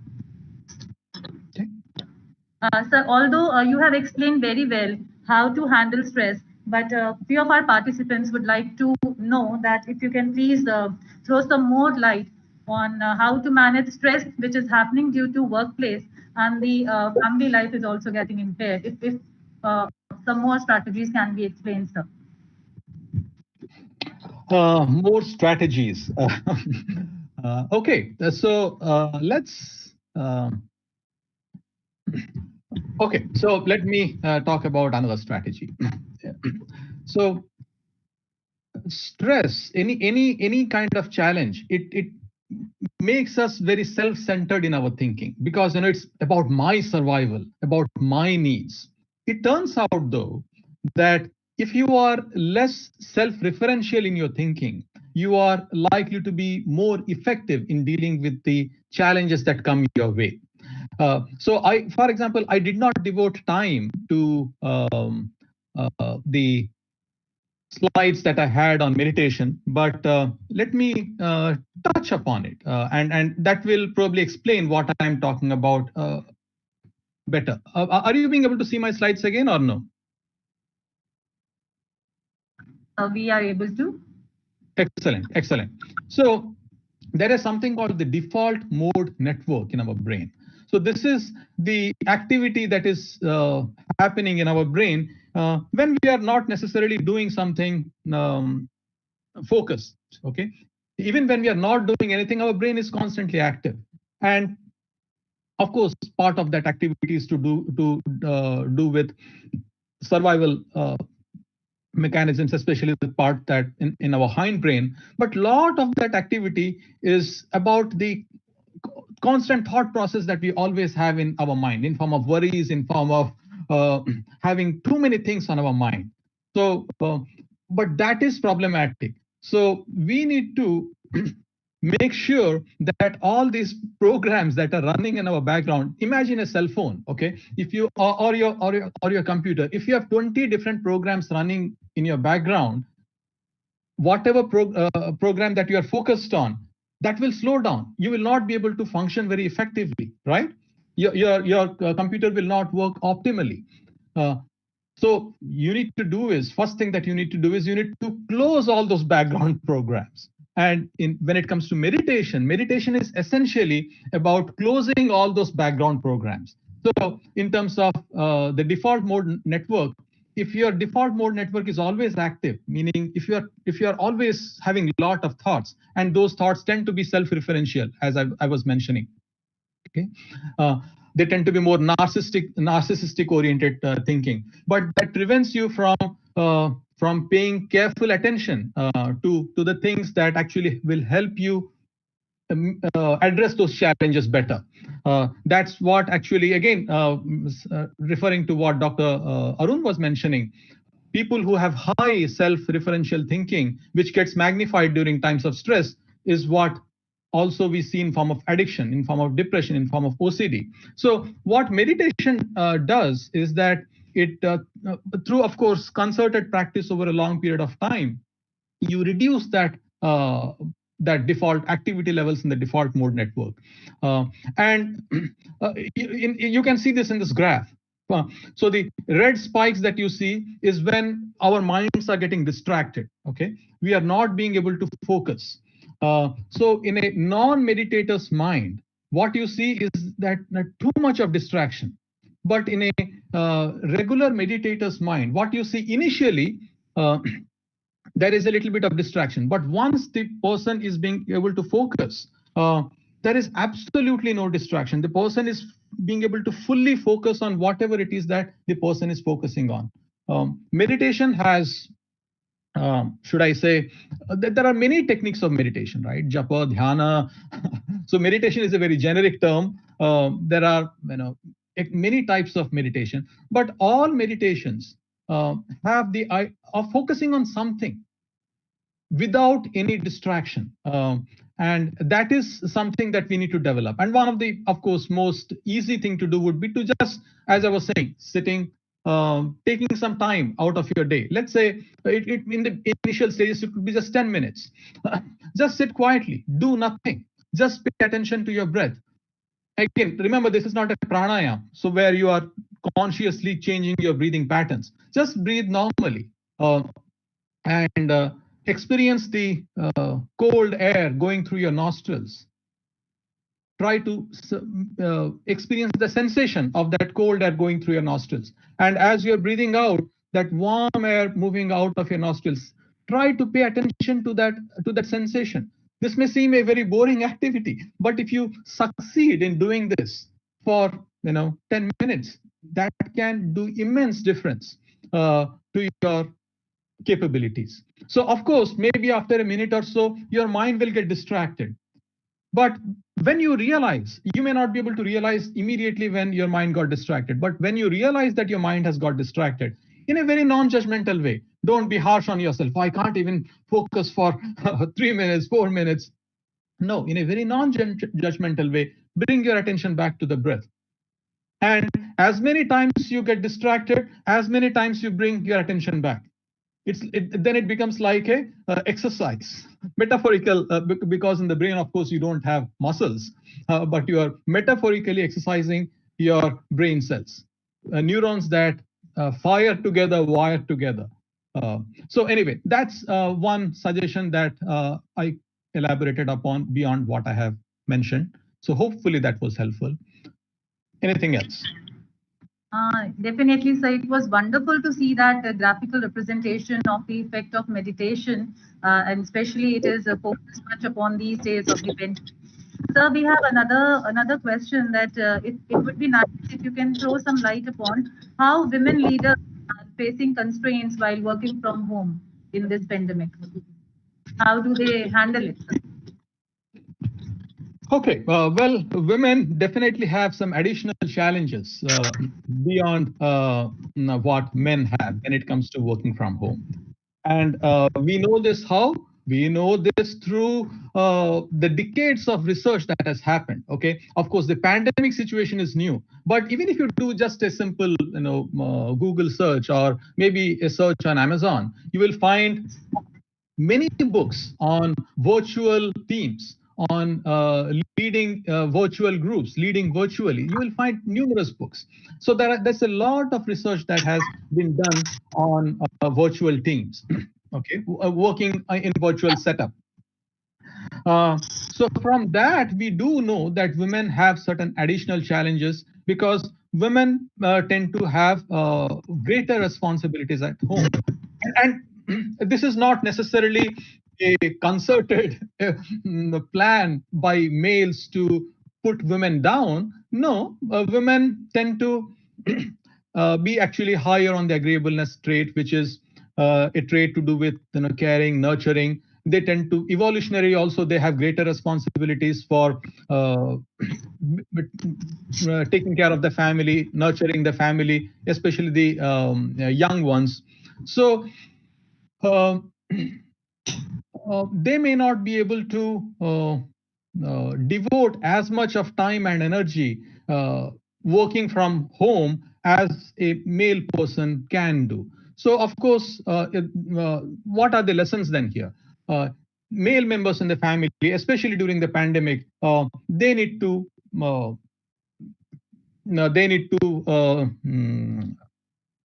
contribute to the household work as well. They need to take certain responsibilities as well, so that the women leaders can also be effective on their job responsibilities.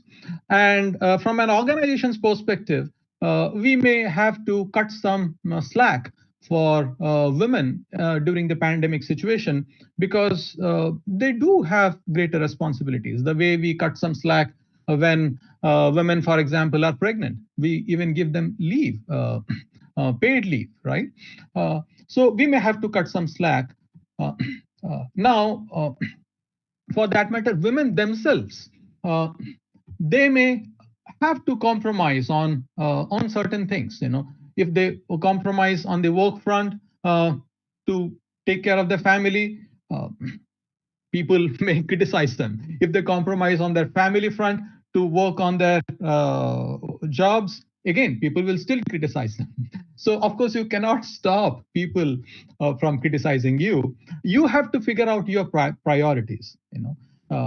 So if you have young children, you may actually consciously decide that, hey, even if compromising on the work-related goals may mean that my career may slow down a little bit. I may not be able to move up as fast on the career hierarchy as I was being able to do before pandemic. It's still okay because my kids, my family, my parents, they are more important to me. So nothing in life is free. We always have to pay a price for the things that we want to achieve.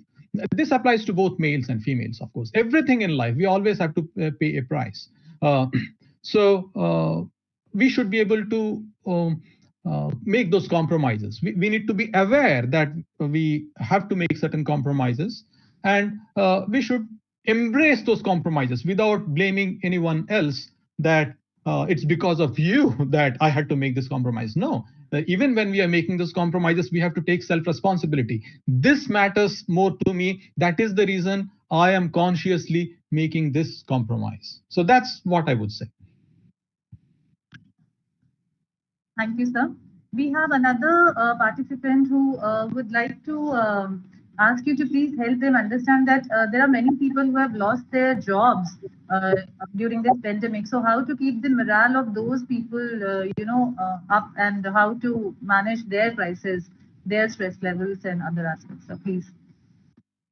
Well, from the leader's perspective, if somebody has already lost the job and is no more part of the organization, typically leaders, again, some leaders may be still very proactive and they may continue to feel a sense of responsibility for the person who has lost the job and is no more part of the organization. They may still take that responsibility and continue to support and help the person who lost the job a month ago or 2 months ago. But in most circumstances, commonly, once the person has lost a job, after a month or two, the organization typically takes the hand off, right? You don't have those responsibilities. So the person who has lost the job, he or she himself has to take responsibility for his or her own life. Because it is inevitable, right? People will lose jobs because it's a huge strain also on organizations. It's easy to blame organizations for firing people when we can say, you should not fire people. But if the organization itself will not exist, if they have not been able to do business, if they have not been able to get the money that they were earning before, they only have so much of liquid resources. Beyond a point, they will not be able to sustain unless they reduce costs dramatically. So when it comes to losing job, of course, leaders especially, they need to make sure that firing people or letting people go, a more euphemistic way of saying firing people, should not be their first step, right? That should be the last resort. Only after you have done everything in your capacity to deal with the challenges, the financial challenges that your organization has, only then do you take the step of letting go some people. But when you do that, while you are doing that, you have to make sure that you still stay as compassionate as possible, and you need to communicate that compassion. Again, the genuineness is extremely important. If you are not genuine, people will not value it. But even if you are genuine, people will still be mad at you, unfortunately, right? Because they are in an extremely stressful situation. They are losing their jobs. They're losing their livelihood. They're losing their sense of identity that they were getting from the job. Despite you being compassionate, despite you being as caring as possible, despite you trying to do as much as possible, people who are losing their jobs, they will still be mad at you. So it is also important that if you have decided that you will be firing people, you need to do that in one go.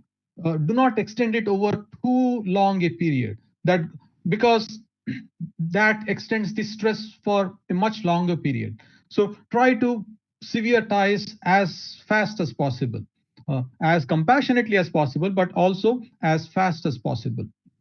And that would make a difference. And still try to take some responsibilities even after the person has left. Try to make sure that you can maybe help out, find some job opportunities for the person who has lost the job. Do anything and everything in your capacity to still help the person. So these will be some things that I would say. Of course, one could talk more, but I think that should be some important foundation for the time being. Thank you so much, sir, for your valuable inputs. And we are definitely running short of time. But one last query has been raised for Dr. Arun. I guess, Dr. Arun, sir, you are there with us.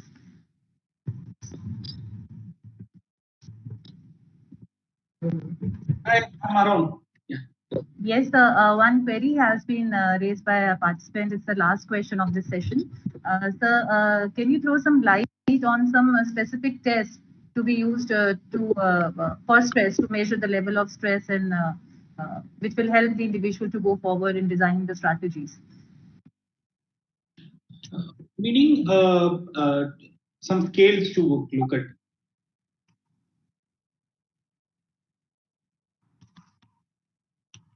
Can the person unmute themselves and ask this question? I would request the participant who has raised this question to please raise the hand so that we can unmute you. We can identify and unmute you.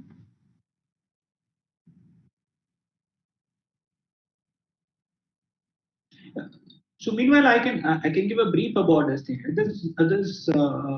In India, the commonly used stress-related scale is the presumptive life events scale is the one thing which is being used very commonly. This was done and validated from the Holmes and Richard Rice scale, stressful life event scale from elsewhere over here. This is PSLES, presumptive stressful life event scale. That's a scale which can be used for assessing the stressful situation and looking at the scoring pattern.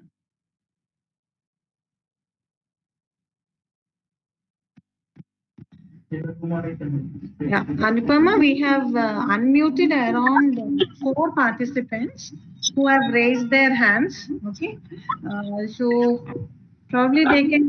You will find your mics activated now on your mobile phones and laptop screens. You can ask the question directly. Janta Prasad Swain. Then we have Chitranjan Ji, Mr. Lakshmi Narayan. Kirti, we have unmuted you. In case you have a question, you can ask. Even Ms. Shaila Kumari.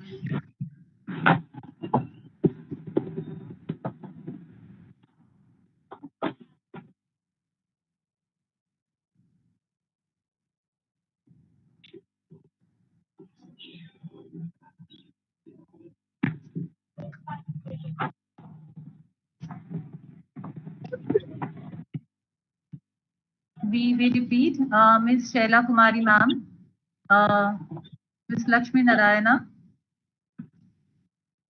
and Mr. Sunil Kumar Suman, Mr. Sandeep. We have unmuted you, and Mr. Jayant Prasad, when we have unmuted you, you may please ask the query directly to the experts.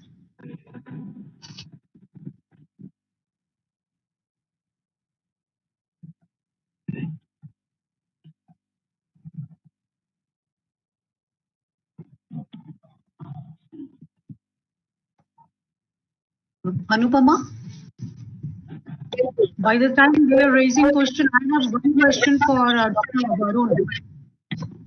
Can I ask? Yes, ma'am, please go ahead.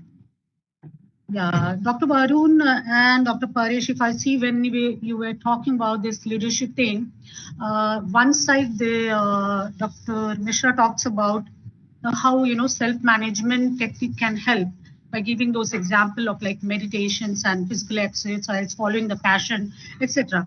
In other side, there were news where self-medication, people will started taking self-medication during this pandemic too, in order to get rid of like depression or stress. I have this question that when you understand what is the where does it raise that we have to go for medicine, and when it is that we should go for meditation?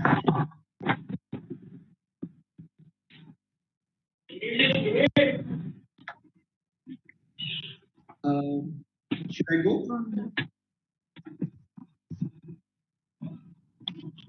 Yes, sir, you may, sir. Yeah. See, this is a very difficult question to answer in terms of a generic answer is not possible. The best answer is it is based on the level of distress one is going through and how much of this could be managed by all this the psychosocial intervention which is being provided. Based on that, you can make a choice to take medications or not. At, at, at any level, self-medication is not advised. Self-medication is not right. One of the criteria of medicine which helps medicine which helps disorders, the most important thing is that they cannot be taken up for mood modification. Right? For personal mood modification, it has to be prescribed by a physician. There is take those medicines at a particular dose for a particular period of time. The same for a medical person or a medical person.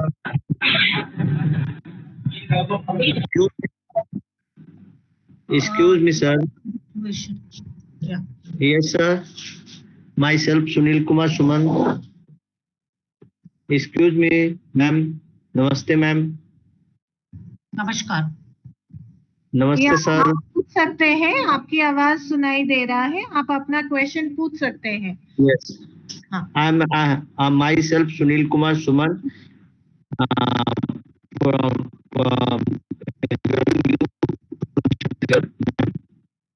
I'm working as a teacher in Jawan Navodaya Vidyalaya.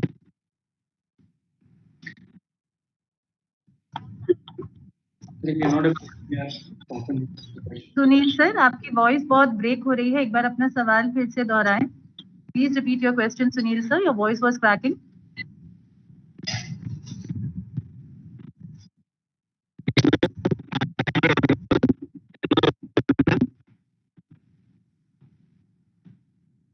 Maybe you can put it on the chat itself.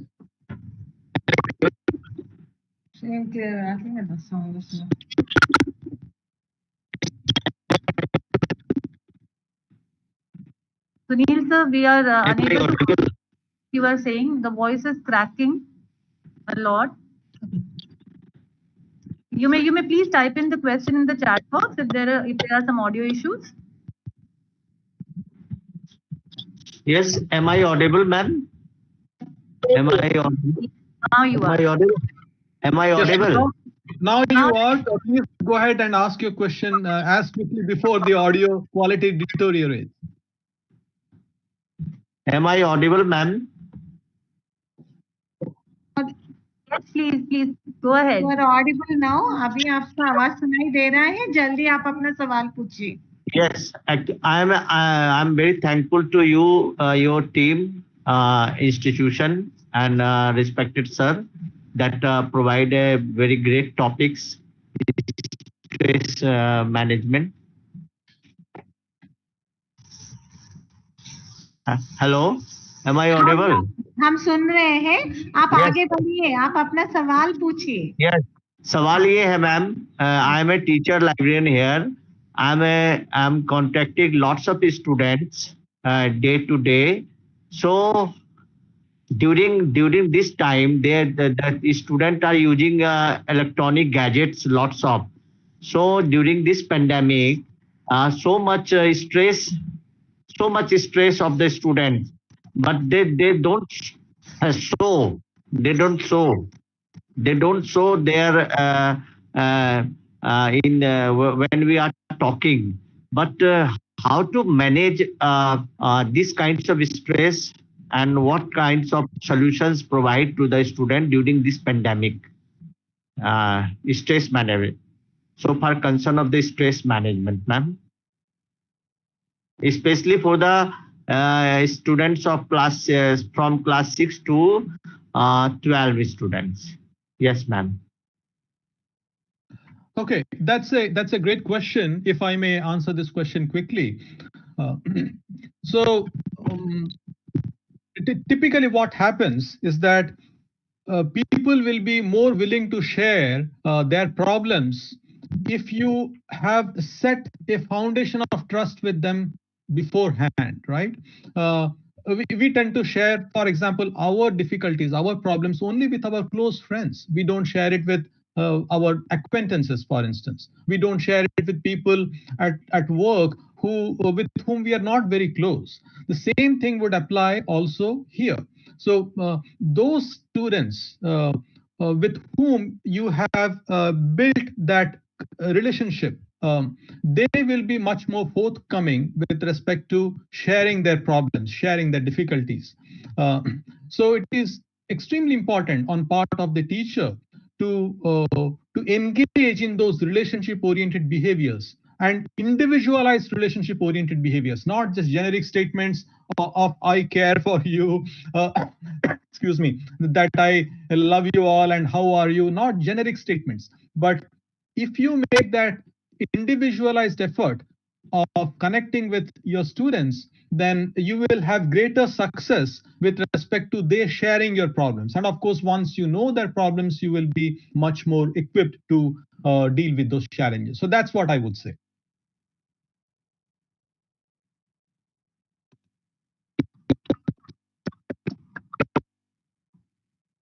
Yes, thank you, sir.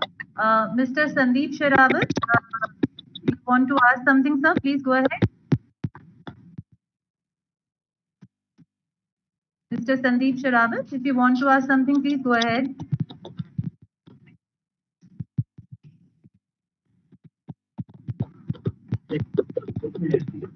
I think there is Miss Rupali Yadav also who wanted to ask. So she raised the hand. We have unmuted you because we are taking just few questions. So we have unmuted. If you have the question, you can please start asking. Miss Rupali Yadav.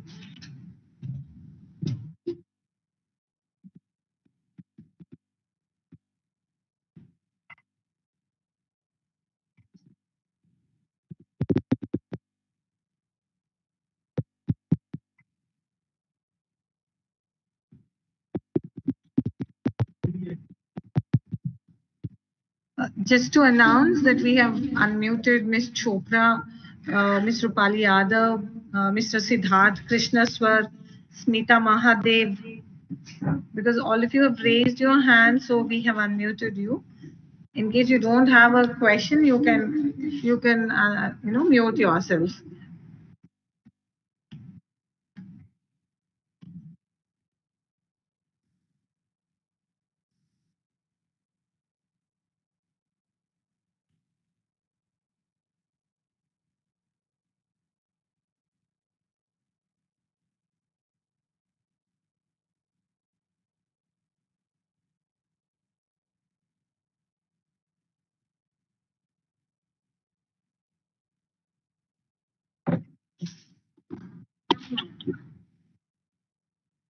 Maybe I can continue answering Dr. Maushmi's question.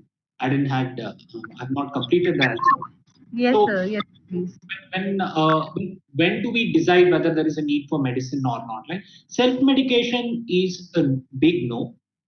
Even if you are a doctor, you are supposed to be seen by someone and then only prescribe medications. Then you better take with that, because most of the time these medicines have the propensity to give a relief, which otherwise you don't get so easily. So it's better that someone assess you and make a prescription for you rather than yourself.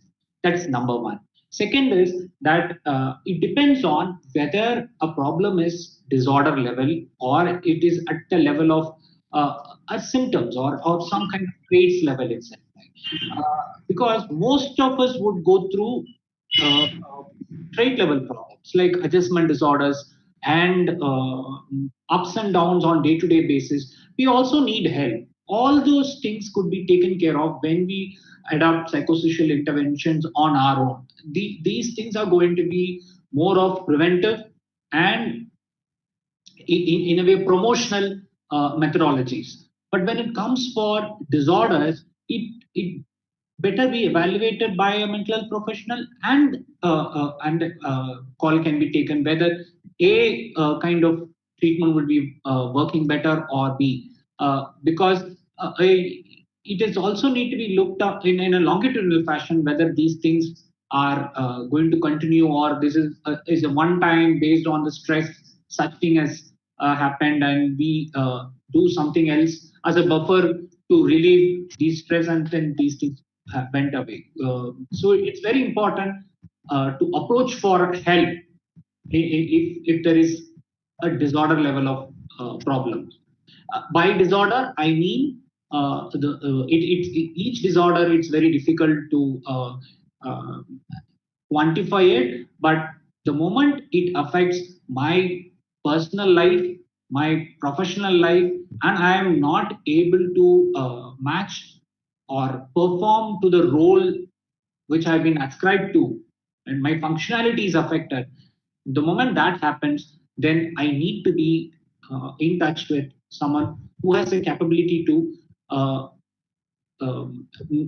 non-judgmentally assess me. It will be difficult for me to assess and decide what kind of intervention would be better for me. If it is not affecting my personal life, my professional life, my social life, and my functionality is not affected at all, then it is still possible for me to keep moving with the promotional and preventive interventions on my own. But if the moment it affects my functionality on a day-to-day basis, it's better that it's being assessed by a professional, and then a decision can be made whether primarily a psychosocial intervention is needed, or it should be a pharmacological intervention, or both. Thank you, Varun. Anupama, I'll go for again a small question to Dr. Mishra. That he has given a lot of strategies of coping with leaders undergoing a lot of any kind of stress, anxiety, and all. But do he has study, or you have studied, sir, about able to identify their own stress, that yeah, I'm going through a stress. One thing what Dr. Arun says, that if it is affecting my private life, if it is affecting my professional life, this way to identify. But I tell you, very small reading I have got it from Tata Institute of Social Science. In India, still to accept that a leader or any human, leader are human beings, okay? So any human undergoing any kind of stress, they basically don't identify it. And if it is pointed out or it is being told in a way, very acceptable way, it is okay. If it is just told in an acceptable manner also, tend to deny. So in this such situation, do you have anything to suggest how to, as a leader in a working place, how to work on this direction, how to understand their own stress and fetch for, as Dr. Dr. Arun says, to take a mental health professional's help. Dr. Mishra. Yeah, that's an excellent question. Before I answer this question, I would like to add to what Dr. Arun mentioned in context of your previous question. Of course, he's the expert here, but I just want to give an example. Some of you may or may not have heard of Dr. Jordan Peterson. He is one of the most celebrated clinical psychologists in today's date. He was having certain difficulties in his family. His wife was suffering from cancer, and there were other difficulties as well. So that put a lot of stress and strain on him, and he was actually feeling depressed. He was going into clinical depression. So he did not self-medicate himself, but even with the medication that he took under guidance, I think benzodiazepine and some of those line of drugs what he took under proper guidance still was so harmful to his system that he had to spend close to a year in a de-addiction center, getting rid of that addiction that had happened to that drug. So any form of drugs tend to be are invasive, right? It's not just a needle that is invasive. Even a drug is invasive. We are putting into our system, and it affects our brain. That's the most important thing to remember. Other drugs, that may not impact our brain in a huge way, but any form of stress-related drugs tend to affect our brain. because brain ultimately controls everything. And you don't want to mess with your brain on your own. Potentially it can be very dangerous. So that's the first point that I wanted to say, is basically supporting what Dr. Arun was mentioning. Coming to your second question, I just lost track of my thought. Could you just immediately remind me what was the question again? Oh, yes. Question. You mentioned about people not being even aware of their stress, right? And they are not even accepting that they are under stress. And if that's the case, then how do you help such people, or how will they even help themselves, even if they are in denial of being under stress? Well, there are multiple things that can be said here, but in interest of time, I will just mention, I think, which is the most important point here. Imagine there is a lot of noise, okay, in the background. So I'm giving an analogy here. If there's a lot of noise in the background and you are trying hard to listen to some person, it's going to be difficult, right? Because there's so much of noise. You will be able to listen to the person better once the noise level reduces. So our awareness, in fact, this is one of the papers that I had published in Human Resource Development Review. It was a narrative review, and one of the factors that we find there is that having that awareness is actually very helpful. But one of the ways that you can reduce or that you can enhance your awareness is by reducing the noise that you have in your brain, which then brings us back to meditation. But even if we are not meditating, as I said, it is important that you devote time to yourself when you are doing nothing. When you are doing nothing, if you force yourself to sit quietly for 30 minutes doing nothing, no reliance on your cell phone, no reliance on some TV, no reliance on calling somebody, no reliance on reading anything. They may be good habits, not even exercising, nothing, no listening to music, nothing. So you are essentially trying to quieten your mind. Once you quieten your mind, then you will be able to pay attention to the different thoughts that are coming. So it's essentially trying to deactivate your default mode network. Then you will be much more attuned to the emotions that you are experiencing. In fact, lots of addiction problems actually happen because people are not even aware that they are feeling sad. So they may just run to the fridge and grab some tasty treat, or maybe alcohol or whatever. They think that it's the tasty treat which is what they are seeking.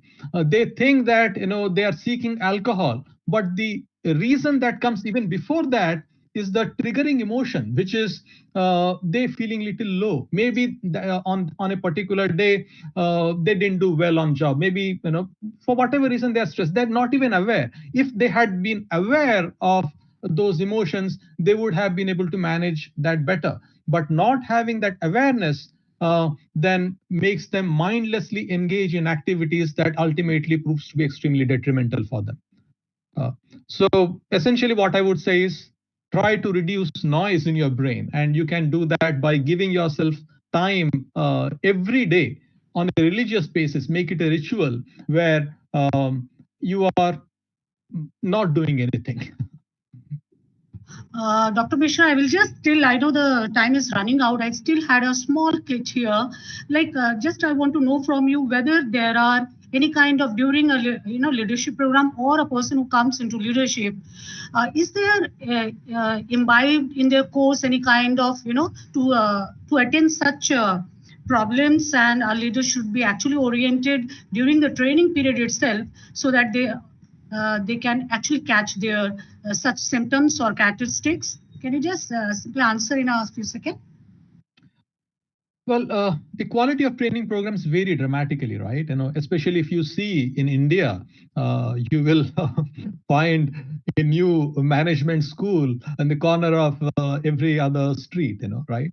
So not all business programs, not all leadership programs are created equal, unfortunately. but the good quality programs, they do provide some form of training on those lines. But I think that answered your question, I hope. Okay. Yeah. Dr. Arun. The previous response, I want to add up to what Dr. Paresh said. I differ slightly on the use of medications. See, when there is a right indication, there is a need for medication. It has to be given. If we are not giving, that's an injustice to the person. This is to remove the stigma against medication. It's not that every time A management work or B management work, we will have to look at biopsychosocial management. There are illnesses where there is a need for medication which has to be provided. There are illnesses where psychosocial interventions are needed, that has to be provided. There are illnesses where there's need for both. The medications, actually what they do is they set a platform. The platform to work on the psychosocial aspects of a person. So I just want to add up the point that I didn't say that medicines are bad. Medicines are essential in certain areas. And if it is essential, it needs to be given and it needs to be monitored also. For a person, if it does not work, we need to really see what in that person which made him or her to be vulnerable to become addicted to it. Rather that they cannot be generalized to say that like it may be harmful for everybody. This is just to remove the stigma towards medication, and people need to be open enough. And this can be achieved only if there is a consultation. Although we all want to manage by ourselves everything, this is an idea which we always have, that mental health issues, that we should need to be in control of ourselves. But when it comes for others, we will go for consultation. But mind is something which can produce us, which can create us, which can destroy us. When a tool has such a power, it is important for us to reach out to professional and seek help. And this is something need to be repeatedly told to people at all levels. And only if we do that, then we will be able to see whether that is the right form of treatment has been received by the person or not. I actually absolutely agree with what you said. So the point that I was making through that example was not that, hey, medicines are dangerous, you should never take them.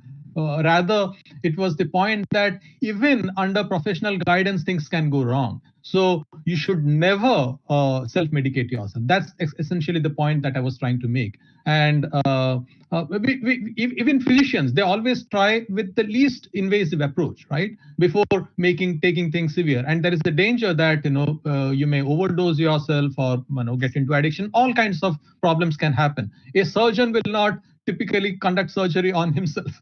No, but we somehow believe that we can self-medicate ourselves. So that's problematic. And I'm in complete agreement with you here, Dr. Arun, actually.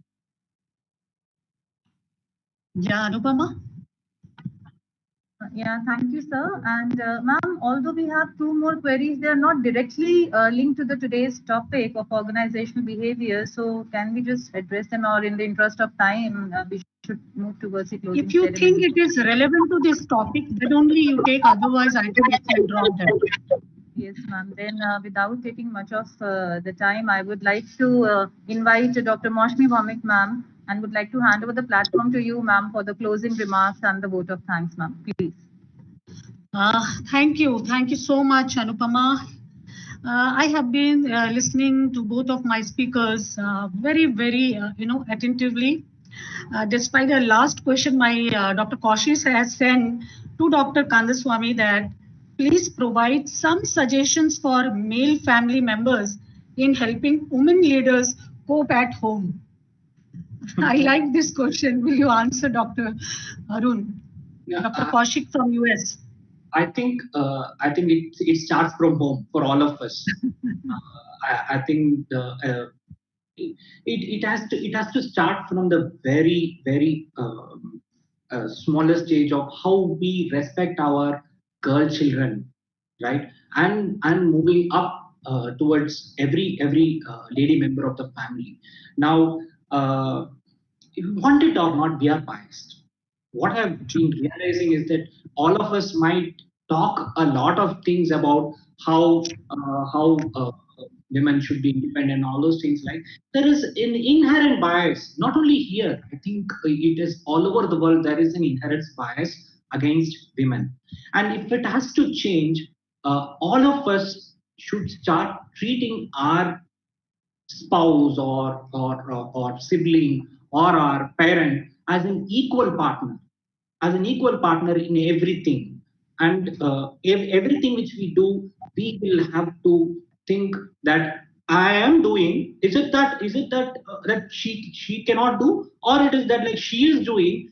Is it that something because I cannot do and she is doing, or is it that like it is the role which I have ascribed to her and then she had to do it? Like, I think that question individually each of us had to ask, and we should train our children to ask that questions by themselves.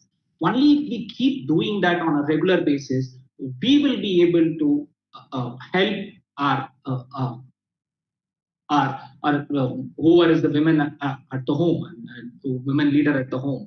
The thing is, women has to be respected as a women first at home environment itself. Like, only if that happens, then the leader comes up, right? Now, women leader, I really don't have an easy answer to it, because the amount of pressure a woman leader is going to undergo is not easy, because because the physiology is that way, and the psychology is that way, that the amount of pressure which they undergo is not something easy for a man to understand.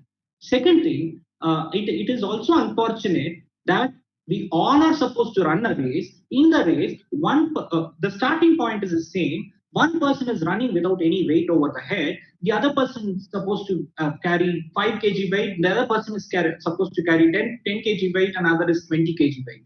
And we are all expected to run the race at the same pace and reach the same end point. Now, that's where Dr. Paresh clearly stated that like each one had to define what do they want in the life, and how do they reach out to it, and that decision one had to make. But his statement is not only for the lady, but for the man of the family also. Now, the decision making at home had to be together, right? If the lady make a decision to lead the family and lead in the profession, there might be a kind of adjustment which the man has to make, and the man should be willing to make towards the lady moving forward, right? And until unless one of them is willing to adjust, it's going to be difficult. But unfortunately, it's always the lady who had to adjust because of various reasons. Now, if it has to change,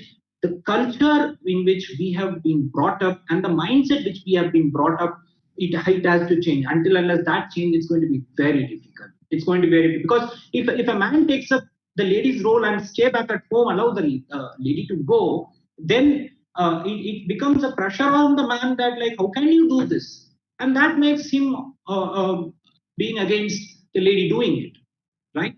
It needs a total overhaul of the system. Like the education system has to change, and even our own work culture has to change, where every time when we look at a facility, like even having a toilet facility for women, right? I don't think so that we are talking about toilet facility for TGs, but unfortunately, many of these centers don't have a proper toilet facility for women itself. So it's easy to say, but until unless at home we start respecting our women, we won't be able to achieve things in the top. Thank you so much, Dr. Arun. That answer was really wonderful, which gives a lot of insightful and take decision on our own self. I'm very thankful. Both the speakers have given a very insightful thought in their own periphery. And the best part of in this webinar, what I liked is that, first of all, I have a lot of things to take away as a lesson, as a practice, and implement it. And the best part is that I told you that most of the students are listening, and somehow many of the teachers who are working with special needs, they don't come out as a good, means they do not actually can tell themselves as a good leader. But somehow when Dr. Paresh has said about what leadership is not, it really gives me, and definitely my all student, teacher trainer, and the master's level students who have listened today will definitely, they must be thinking that it is nothing that what is a jargon word or a glamour word. Thank you so much, Dr. Arun and Dr. Paresh. I'm really thankful for taking this invitation and giving your precious time to this webinar. I'm really thankful to all my colleagues, especially Shilpa and the team Rahul, who have taken care of the technical support and many other media related problems.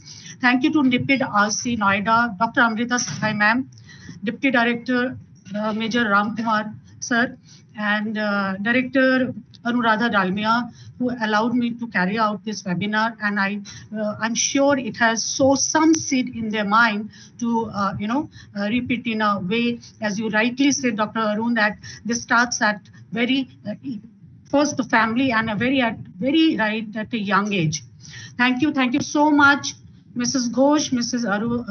Anupama, Mr. Ram Nivas, who has been giving backup, Dr. Hemant and all. Thank you. I wish for a very wonderful day for Dr. Paresh as well. Good evening for Dr. Arun. You have a further day heard in a good way. Thank you so much for participating here. Thank you. Thank you, Dr. Maushami, and thank you everyone else. It was a real pleasure. Thank you. Thank you one and all, and you can click the exit button. We are ending the webinar now. Due to lack of time, we could not take a lot of questions. Dear participants, we are very sorry about that. I see a lot of messages that your questions have not been taken, but it is absolutely just because of the time factor, that's all.